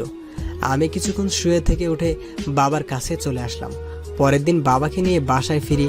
হসপিটাল থেকে আসার সময় রাইসার বেডের দিকে তাকিয়ে দেখি একটা মেয়ে রাইসাকে জড়িয়ে ধরে আছে। মনে হচ্ছে এটাই রাইসার মা, কিন্তু মানুষটাকে খুব পরিচিত লাগছে। এক ধ্যানে তাকিয়ে আছে মেয়েটার দিকে। কিরে পারভেজ, বাসায় যাবি না? দাঁড়িয়ে পড়লি যে? বাবার কথা শুনে খানিকটা চমকে বললাম, চলো বাবা। বাবাকে নিয়ে বাসায় আসার পর বিছানায় গাটা এলিয়ে দেয়। পরের দিন হঠাৎ কে যেন দরজা নক করছে। আমি দরজাটা খুলতেই আমার মাথাটা ঘুরতে লাগলো, পা দুটো কাঁপছে। কথা, তুমি বেঁচে আছো? হ্যাঁ, বেঁচে আছি। তুমি কি ভেবেছিলে আমি মরে গেছি? যাকে আল্লাহ বাঁচায় তাকে কেউ রক্ষা করতে পারে না। কিন্তু আমি যে স্পষ্ট দেখেছি সেটা তুমি রোড অ্যাক্সিডেন্টে মারা গিয়েছো। তুমি ভুল দেখেছো। তুমি জানো না এই পৃথিবীতে একজন মানুষের ন্যায় আরো 7 জন মানুষ রয়েছে। আচ্ছা বাদ দাও, এই নাও আমার বিয়ের কার্ড। তুমি কিন্তু আসবেই, আঙ্কেল আন্টির সাথে জান্নাতকেও নিয়ে আসবে। কথা, আমি তোমাকে ভালোবাসি, বড্ড বেশি ভালোবাসি। আমি আমার ভুল বুঝতে পেরেছি। প্লিজ আমাকে ক্ষমা করে দাও। তোমাকে ছাড়া সত্যি বাঁচবো না। প্লিজ ছেড়ে যেও না আমায়। প্লিজ, আমার বুক থেকে তোমাকে আর কেউ কেড়ে নিতে পারবে না। কান্না করে দিয়ে কথাগুলো বললাম। চোখ থেকে টুপটাপ করে পানি পড়ছে। নিজের অজান্তে কথার হাতটা ধরে ফেললাম। ঠাস ঠাস করে চড় বসিয়ে দিল কথা আমার গালে। হঠাৎ কি যেন পড়ার শব্দে ঘুম ভেঙে গেল। ফ্লোরের দিকে চেয়ে দেখি বুক থেকে কথার ছবিটা পড়ে ভেঙে গিয়েছে। গলাটা শুকিয়ে গেছে। টেবিল থেকে 1 গ্লাস পানি খেয়ে এসে বিছানায় ধপ করে বসে পড়লাম। আমি বুঝতে পারলাম আমি কথাকে নিয়ে বাজে স্বপ্ন দেখছি। কথার মুখটা বারবার ভেসে উঠছে। কয়েকদিন পর স্কুলে গিয়ে দেখি রফিক সাহেব বসে আছে। আপনাকে আজ আপনাদের বাড়িতে দাওয়াত, সন্ধ্যায় আসবেন। আজ আমাদের রাইসার 5ম জন্মবার্ষিকী। রফিক সাহেব কথাটা বলে বাড়ির ঠিকানা দিয়ে চলে গেল। এদিকে সন্ধ্যায় ঠিকানা দেওয়া বাসায় গিয়ে নক দিলাম। একটা কাজের মেয়ে দরজাটা খুলে দিল। বাসাটা খুব সুন্দর করে সাজানো। রাইসা দৌড়ে এসে আমাকে জড়িয়ে ধরলো। খুব সুন্দর লাগছে মেয়েটাকে। মেয়েটাকে কোলে নিয়ে গালে মুখে চুমু দিয়ে বুকে জড়িয়ে নিলাম। অজানা এক প্রশান্তি মনে হচ্ছে শুয়ে গেল। বাড়িতে প্রায় আমাদের স্কুলের সব টিচারদের দাওয়াত করা হয়েছে। হঠাৎ সিঁড়ি দিয়ে কাউকে নামতে দেখে থমকে গেলাম। নীল রঙের চশমাটা খুলে মুছে আবার চোখে পড়লাম। বুকের স্পন্দন বেড়ে যাচ্ছে, কারণ এ তো অন্য কেউ না, কথা। এটা কিভাবে সম্ভব? যাকে নিজ হাতে দাফন করেছি, যার চাঁদ মুখটা এখনো ভেসে ওঠে, কিন্তু কথা আবার বেঁচে আছে। কথা দিকে তাকিয়ে পলক ফেলতে পারছি না। নিজের অজান্তেই কথার নাম ধরে ডাকতে গিয়েই গলাটা কেমন যেন ধরে এলো অন্যদিকে। পাশ থেকে কে যেন বলে উঠল, তানিয়া, তোমার শাস্তি এত লেট হয় কেন? কখন থেকে সবাই অপেক্ষা করছে। আমি কিছু ভাবতে পারছি না। এদিকে রফিক সাহেব কথার হাত ধরে নামাচ্ছে। কথার সাথে কয়েকবার চোখাচোখি হয়েছে, কিন্তু কোনো কথা হয়নি। এদিকে রাইসার জন্মদিনে কেক কাটার পর কাঁধে কারো হাতের স্পর্শ পেলাম। পিছন দিকে তাকিয়েই দেখি কথা। আসসালামু আলাইকুম, আমি তানিয়া রিজওয়ান রফিক। ওয়ালাইকুম সালাম, কেমন আছেন? জি ভালো। আপনার কাছে অনেক কৃতজ্ঞ। আপনি আমাদের কলেজের টুকরাকে রক্ত দিয়ে বাঁচিয়েছেন। রাইসার আব্বুর কাছে আপনার কথা শুনেছি। আপনি কি বিয়ে করেছেন? একদিন ম্যাডামকে নিয়ে বেড়াতে আসবেন। আমি কি আর বলবো বুঝতে পারছি না।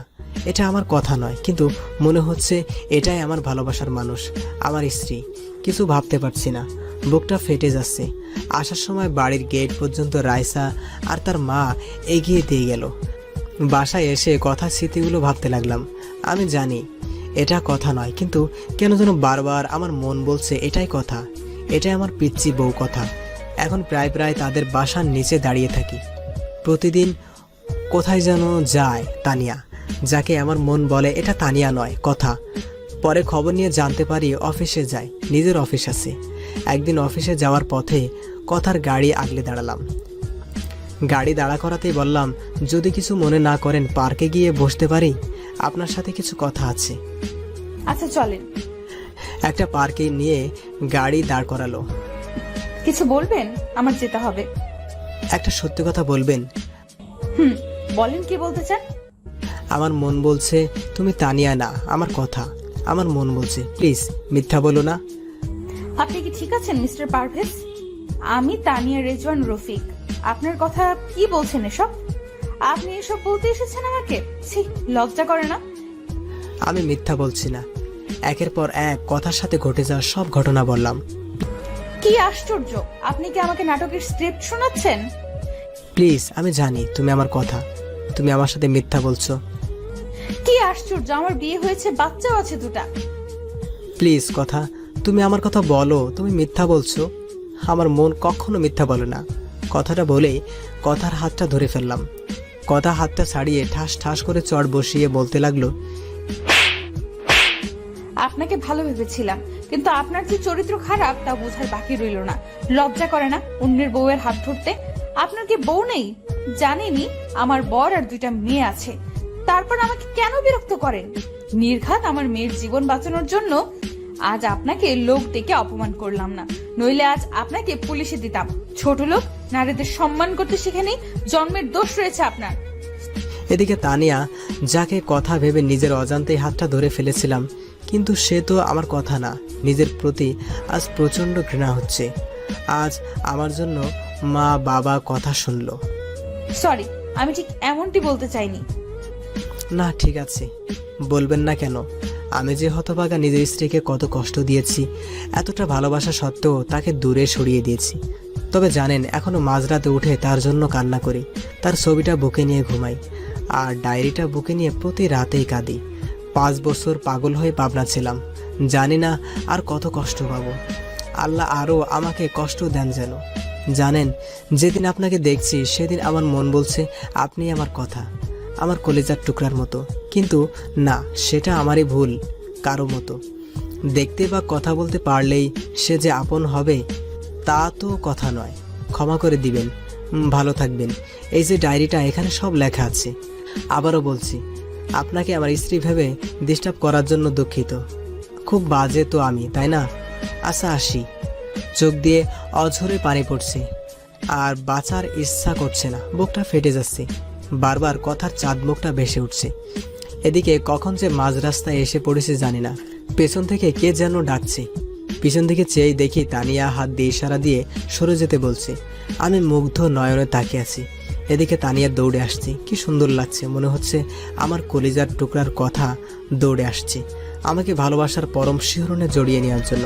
হঠাৎ কি যেন একটা ধাক্কা দিয়ে শূন্যে উড়িয়ে ফেলে দিল। পাশ দিয়ে একটা বাস চলে গেল। আমি ধাক্কা খেয়ে রাস্তার একপাশে গড়িয়ে পড়লাম। চোখ দুটি রক্তে বন্ধ হয়ে আসছে, নাক মুখ দিয়ে রক্ত বের হচ্ছে।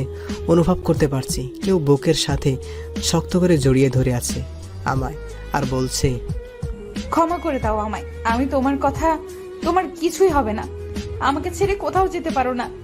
কেউ কি শুনছেন? প্লিজ আমার স্বামীকে বাঁচাও, আমার স্বামীকে হেফাজত করো। কে আছো তোমরা? আমার স্বামীকে হসপিটালে নিয়ে যাও। চোখ দুটি বন্ধ হয়ে আসছে। শত চেষ্টা করেও চোখ দুটি খুলতে পারছি না। নিঃশ্বাস বন্ধ হয়ে আসছে, কানে ভেসে আসছে কথার আজারি। বারবার কপালে চুমু খাচ্ছে, শক্ত করে জড়িয়ে ধরে কাঁদছে। তারপর আর কিচ্ছু মনে নেই। অন্যদিকে একদল লোক এসে হাসপাতালে নিয়ে যায়। এদিকে কথাকে আজ পাগল পাগল লাগছে।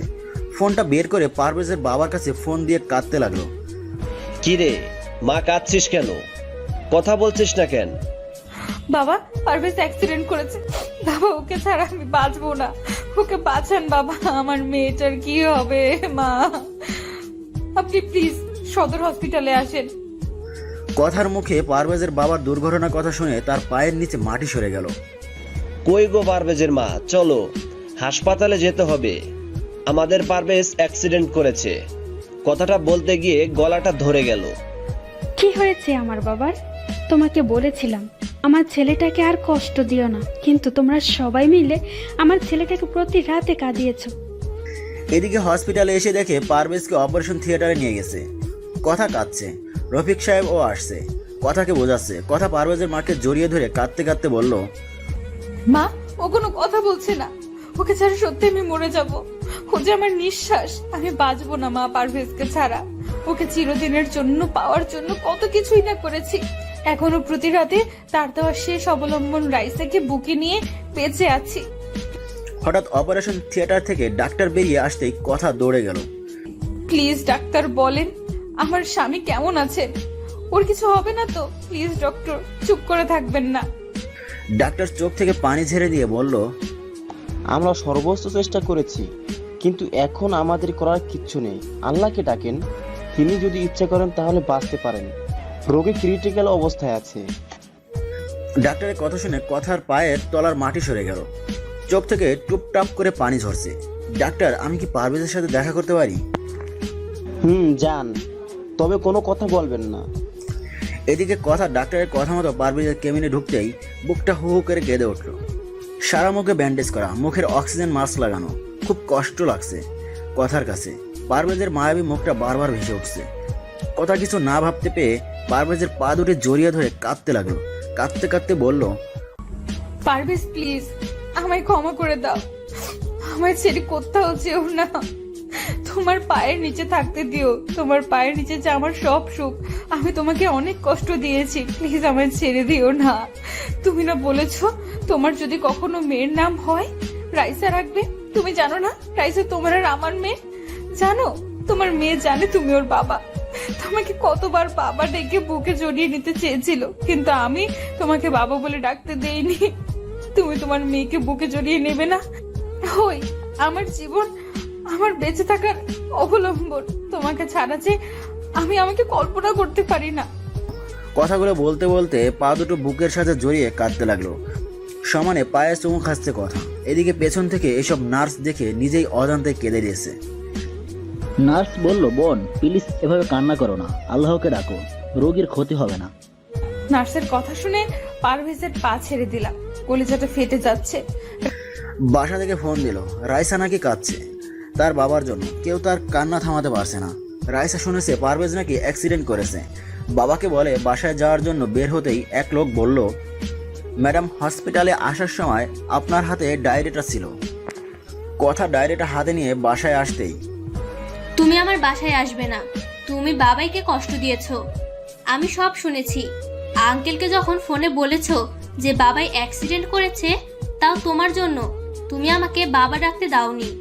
আমার বাবা অনেক ভালো, সেদিন আমার জন্য কান ধরেছিল, আমাকে বুকের সাথে জড়িয়ে ধরেছিল, আমার গালে মুখে পাপ্পি দিয়েছিল। আমি বাবাই ডাকতে চেয়েও বাবা ডাকতে পারিনি, তুমি ডাকতে নিষেধ করেছিলে বলে। ছোটবেলা থেকে বাবাইয়ের ছবি দেখিয়ে বলেছো ওটা তোর বাবা। যেদিন বাবাইকে প্রথম দেখলাম সেদিন দৌড়ে বাবার কোলে গিয়ে বলতে পারিনি, বাবাই তুমি আমাকে ছেড়ে কোথাও যাবে না, কিন্তু পারিনি। স্কুলে যখন সব ছেলে মেয়েরা বাবার কোলে চড়ে, তাদের বাবা জড়িয়ে ধরে আদর করে, তখন আমি তাদের দিকে চেয়ে থাকি, আমার খুব কষ্ট হতো তখন। রাইসা মামুনি, বাবাই ভালো হয়ে যাবে। মা আমার, তুমি কেঁদো না। তুমি আমায় মা ডাকবে না, তুমি আমার কেউ না, তুমি বাবাইকে কষ্ট দিয়েছো, আমার বাবাইকে বাবাই বলে ডাকতে দাওনি। কাঁদতে কাঁদতে রুমে গিয়ে দরজা লাগিয়ে দিল। আমি কি করব? রাইসার কথাগুলো শুনে কলিজা ফেটে যাচ্ছে। সত্যিই তো, তার বাবা থেকে রাইসাকে আমি দূরে রেখেছি। বারবার পারভেজের কথা মনে পড়ছে। রফিক ভাইয়া কিছু বলছে না, শুধু বলল, মানুষটাকে বড্ড বেশি কষ্ট দেওয়া হয়ে গেছে রে। আমি দরজাটা লাগিয়ে বিছানায় শুয়ে বালিশে মুখটা লাগিয়ে কাঁদতে লাগলাম। হঠাৎ মনে পড়লো পারভেজ একটা ডায়েরি দিয়ে গেছে। টেবিলের উপর থেকে ডায়েরিটা তুলে বুকে জড়িয়ে নিলাম। আমার এই হৃদয়ে লিখেছিলাম তোমারই নাম। ডায়েরির পরের পাতা উল্টাতেই ওগো হৃদয় রাগিনী, জানি না কিভাবে শুরু করব। আমি যে অনেক বড় অপরাধী, তোমার অবুঝ ভালোবাসাকে অবহেলা করেছি। জানো, যেদিন তোমাকে হারিয়ে ফেলেছি সেদিন বুঝেছি তুমি কতটা জীবন জুড়ে আমার জীবনে ছিলে। জানো, প্রতিদিন তোমার জন্য কেঁদেছি। মাঝরাতে উঠে আল্লাহর কাছে চাইতাম যেন তোমাকে আমার করে পাই। প্রতি রাতে তোমার ছবিটা বুকে নিয়ে ঘুমাতাম, তোমার ছবি বুকে নিয়ে কাঁদতাম। জানো, মানুষ মারা গেলে নাকি তারা হয়ে যায়, তাই প্রতি সন্ধ্যায় আকাশের তারাদের সাথে কথা বলতাম যেন আমার হৃদয়াঙ্গিনীকে তারা যেন কষ্ট না দেয়। রাতের আকাশের সবচেয়ে উজ্জ্বল তারাকে তুমি মনে করে কাঁদতাম আর বলতাম, অভিমান ভেঙে এসো না, জড়িয়ে নাও না আমাকে, আমি যে আর পারছি না তোমার বিরহে। এসব বলে কাঁদতাম, কিন্তু তুমি এতটাই আমার প্রতি অভিমান করেছিলে যার জন্য আমার সাথে কথা বলো না, শুধু করুণ দৃষ্টিতে আমার দিকে তাকিয়ে থাকতে। সত্যি কি তুমি আমাকে ক্ষমা করবে না? জানো, আমার খুব ইচ্ছা করে তোমাকে এই মরুর বুকে জড়িয়ে নিয়ে শান্ত করতে আমারই প্রাণ। জানো, আজ একটা বাচ্চা মেয়েকে দেখে তোমার কথা বড্ড বেশি মনে পড়ছে। বাচ্চাটা দেখতে ঠিক তোমার মতোই। আমি এতটাই হতভাগী, নিজের বাচ্চাকে নিজের হাতে নষ্ট করেছি। জানো, এখনো সেই রাতের কথাগুলো বলতে পারি না। তোমাকে দেওয়া প্রতিটা চড়ের আঘাত আমার কলিজাতে লেগেছে। জানো, পরের দিন যখন বাচ্চাটাকে ব্লাড দিলাম সেদিন মনে হয়েছে আমার খুব কাছের কাউকে রক্ত দিচ্ছি। বাচ্চাটার জন্মদিনে বাচ্চাটাকে বুকে জড়িয়ে নিতেই তোমার শরীরের গন্ধ পেলাম, কিন্তু যখনই সিঁড়িতে তোমার মতোই কাউকে দেখলাম তখন সত্যিই ভেবে নিয়েছিলাম আল্লাহ আমার ডাক শুনেছে। আমি আনন্দে আত্মহারা হয়ে গিয়েছিলাম, কিন্তু যখন শুনেছিলাম তুমি কথা নও, আমাকে চিনো না, তখন আমার কলিজাটা ফেটে যাচ্ছিল। যখন রফিক সাহেব এসে হাত ধরলো আমার কাছে, তখন মনে হয়েছিল কেউ যেন কলিজাটা দুমড়ে মুচড়ে ছিঁড়ে নিয়ে যাচ্ছে।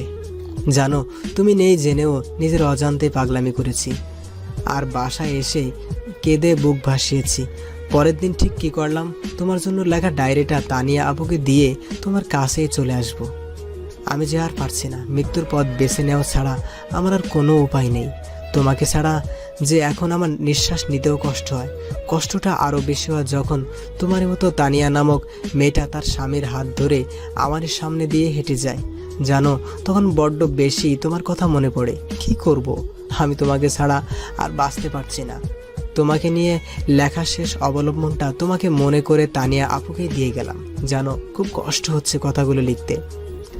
ডায়েরিটা পড়তেই চোখ দিয়ে জল গড়িয়ে পড়লো। আজকে কথার একটা মিথ্যার জন্যই পারভেজের মৃত্যুর কিনারায়।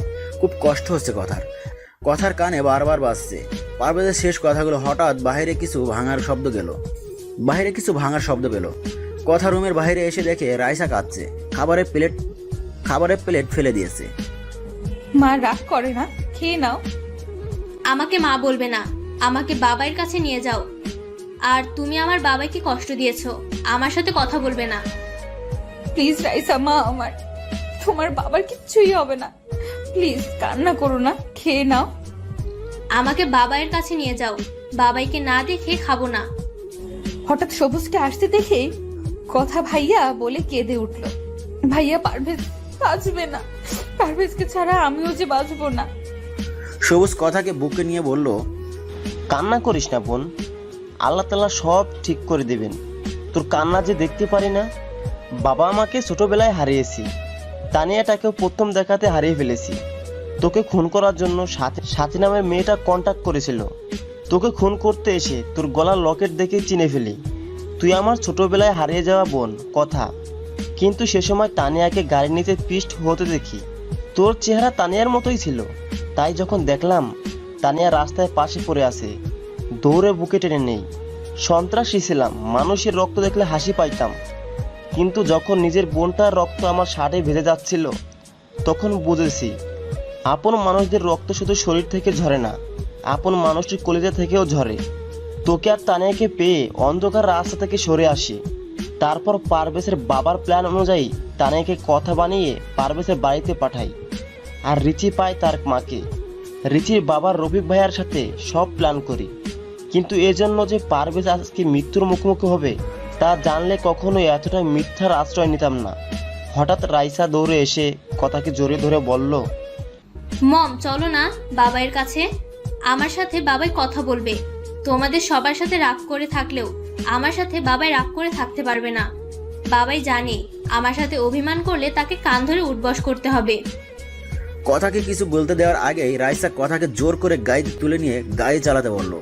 কথা রাইসাকে নিয়ে হসপিটালে আসতেই পারভেজের বাবার সাথে দেখা হয়। মারে, কেমন আছিস? বাবা, আমি সত্যি অনেক বড় অপরাধী হয়ে গেলাম। নিজের স্বামীকে কোনো স্ত্রী এতটা কষ্ট দিত না। সত্যি বাবা, পারভেজের ছাড়া আমি বাঁচবো না। অন্যদিকে রাইসা তার বাবার রুমে গিয়েই বলতে লাগলো, ও বাবাই, বাবাই কেমন আছো তুমি? কথা বলবে না আমার সাথে বাবাই? জানো বাবাই, তোমাকে মম কষ্ট দিয়েছে বলে মমের সাথে আড়ি দিয়েছি। ঠিক করেছি না বাবাই? বাবাই, তুমি আমাকে বুকে নিবে না? আমাকে জড়িয়ে ধরে আম্মু ডাকবে না? হঠাৎ একটা নার্স এসে বলল, মামনি, এখানে কথা বলা যাবে না। আপনি চুপ করেন তো, দেখছেন না আমার বাবাইয়ের সাথে কথা বলছি? কথা বলবেন না, বাবাই রাগ করবে। ও বাবাই, তুমি জানো মা তোমার জন্য কত কান্না করে? তোমাকে আমি ছোটবেলা থেকে দেখেছি মায়ের সাথে একটি ছবিতে। বাবাই, স্কুলের সব মেয়েরা তার বাবাইয়ের সাথে ঘুরে বেড়ায়। তাদের বাবাই চকলেট আইসক্রিম কিনে দেয়। আমি এসব কিচ্ছু চাই না। তুমি কথা বলো বাবাই, তাহলেই হবে। কথা বলছো না কেন? দেখছো না তোমার রাইসা কাঁদছে? প্লিজ বাবা, কথা বলো আর চুপ করে থেকো না। আমাকে বুকে নাও, তোমার বুকে যেতে খুব ইচ্ছে করছে। ও বাবাই, এত অভিমান কিসের তোমার? মা কাঁদছে বাবাই। বাবা, মা তোমার জন্য রাতে কান্না করে। আমাকে বুকে নিয়ে তোমার নাম বলে ঘুমের ঘরেও কান্না করে। তুমি দেখো দাদু ভাই কাঁদছে। কথা বলবেন আমার সাথে? আমি কিচ্ছু খাইনি, তুমি খাইয়ে দিবে আমায়।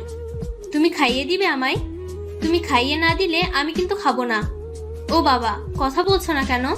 আমার খুব কষ্ট হচ্ছে বাবাই, আমার বুকের মাঝে ব্যথা করছে বাবাই। কথাগুলো বলছে আর কাঁদছে। এদিকে রাইসার কান্না দেখে সবাই কাঁদছে। কথার সাথে মনে হচ্ছে তার কলেজাটাও ফেটে যাচ্ছে। কিছুক্ষণ পর পারভেজ কেমন জানি করতে লাগলো। ডাক্তার এসে দেখতেই পারভেজ কেমন যেন নড়াচড়া বন্ধ করে দিল। রুম থেকে বের হয়ে ডাক্তার চোখের পানি ছেড়ে দিয়ে বলল, কথাটা শুনেই কথা হসপিটালের ফ্লোরে পড়ে গেল। সবাই কথাকে নিয়ে বেডে শুয়ে দিল। এদিকে সবাই কান্না করছে। রাইসা গিয়ে পারভেজের মাথায় হাত বুলিয়ে দিচ্ছে আর বাবাই বাবাই করে ডাকছে। রাইসার কান্না দেখে সবাই কাঁদছে। পারভেজের স্যালাইন দেওয়া বন্ধ হয়ে গেছে। হঠাৎ ডাক্তার এসে পারভেজের মুখ থেকে অক্সিজেন মাস্ক খুলে দিল। স্যালাইনটা খুলে দিয়ে বলল, পারভেজ আর কোনোদিনও ফিরবে না। যা ভেবেছিলাম তাই হলো। কথা ভাবতে পারছে না পারভেজ মারা গেছে। সবাই কান্না করছে। কথা নিস্তব্ধ হয়ে গেছে। রাইসা কাঁদছে আর বলছে, বাবাই, কথা বলো বাবাই। কথা বলবে না আমার সাথে?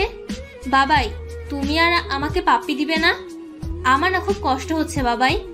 আল্লাহকে পিচ্ছি বলে আমার চোখে পানি দেখে না। ও আল্লাহ, তুমি তো বলেছো ছোট বাচ্চারা নিষ্পাপ হয়, তাদের কোনো পাপ থাকে না, তাদের কথা অগ্রাহ্য করতে পারো না। ও আল্লাহ, দেখো আমি কাঁদছি। তুমি আমার বাবাইকে বলো আমার সাথে কথা বলতে। তুমি কথা বলতে বললে বাবাই আর চুপ করে থাকতে পারবে না। দেখো তো, বাবাই আমার সাথে অভিমান করেছে। আমাকে কোলে নেয় না, আদর করে না। আমার কষ্ট হয় না বুঝি? বাবাই, ও বাবাই, কথা বলো। মা দেখো, বাবাই কথা বলছে না। বাবাইকে বলো কথা বলতে। আমাদের আর কিছু করার নেই, আপনারা আল্লাহকে ডাকেন। আল্লাহ যদি তাকে স্বয়ং সুস্থ করে দেন।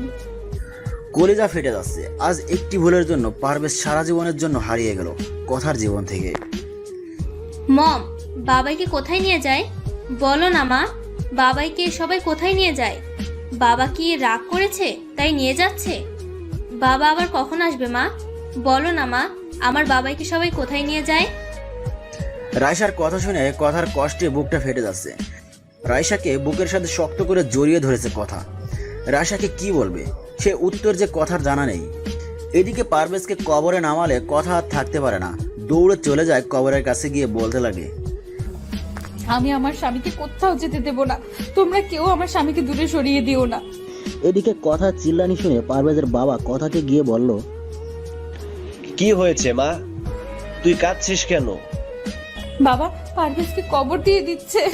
পারভেজকে প্লিজ কবর দিতে দিয়েন না। ওকে ছাড়া আমি বাঁচবো না বাবা, সত্যি। ওকে ছাড়া আমি মারা যাবো। মারে, তুই স্বপ্ন দেখছিস। পারভেজ বেঁচে আছে। ডাক্তার আল্লাহকে ডাকতে বলল। আমি জানি তুই পারভেজকে অনেক ভালোবাসিস, এত কষ্ট দেওয়ার পরও তুই ওকেই ভালোবেসে গিয়েছিস। বাবা পারভেজ কোথায়? পারভেজের বেডে। কথা দৌড়ে পারভেজের বেডে গিয়ে দেখে রাইসা পারভেজের বুকে শুয়ে আছে, মুখে অক্সিজেন মাস্ক লাগানো, শরীরে স্যালাইন আছে। কথা পারভেজের কপালে চুমু দিয়ে পারভেজের পা ধরে কাঁদতে লাগলো। প্লিজ তুমি আমাকে ছেড়ে দেও না, কিভাবে বাঁচবো তোমায় ছাড়া? তুমি যে আমার জীবন, তুমি যে আমার ভালোবাসা। প্লিজ ম্যাডাম, এভাবে কাঁদবেন না, পেশেন্টের সমস্যা হবে, পারলে আল্লাহকে ডাকেন। ঘড়ির দিকে তাকিয়ে দেখে রাত 1টা বাজে। কথা দুরাকাত নফল নামাজ শেষ করে মোনাজাতে 2টি হাত উত্তোলন করতে লাগলো।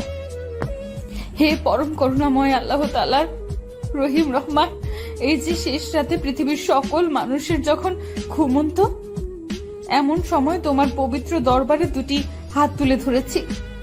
ছোটকালেই মা বাবাকে হারিয়েছি।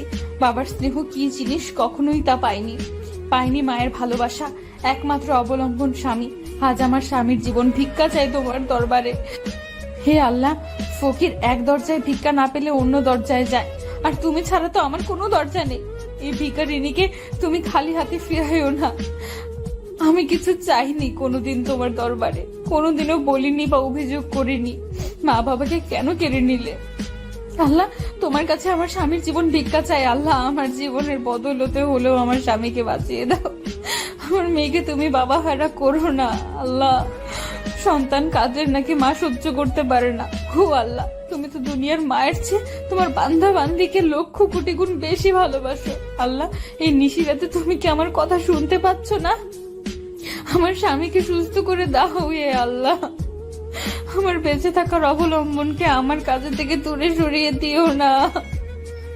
ভোরের আলো পড়তেই কথার ঘুম ভেঙে যায়। কথা দৌড়ে যায় পারভেজের বেডে।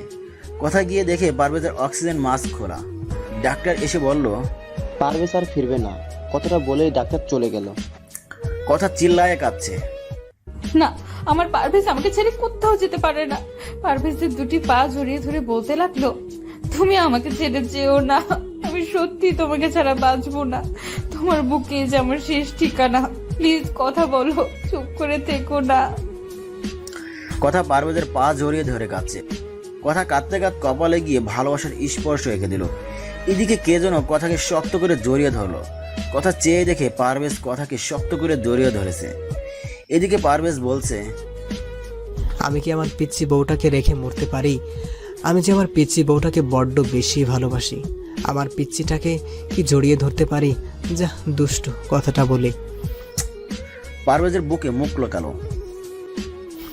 এই কি করছো? শার্ট তো ভিজে গেল। ভিজুক কেন? কষ্ট দিলে আমায়? তুমিও তো আমাকে কম কষ্ট দাওনি। 5 বছর তোমাকে ছাড়া কাটিয়েছি, তাই আমিও ডাক্তারকে সব কিছু বলে ডাক্তারের সাথে প্ল্যান করে এসব করেছি। তবে অ্যাক্সিডেন্ট সত্যি সত্যি হয়েছিল। আচ্ছা, সত্যি যদি আমি হারিয়ে যেতাম? কথা আমার মুখে হাত দিয়ে ফেললো। কি বলছো? তাহলে আমার কি হবে? এখনো তো 12 রাত বাকি। আর এখন আর আমি কিন্তু পিচ্ছি না। আমি হেসে দিয়ে কথাকে জড়িয়ে ধরলাম। হঠাৎ রাইসা এসে বলল, বাবাই মাকে আদর করে, আমায় করবে না? রাইসাকে কোলে নিয়ে দুজনেই হেসে দিলাম।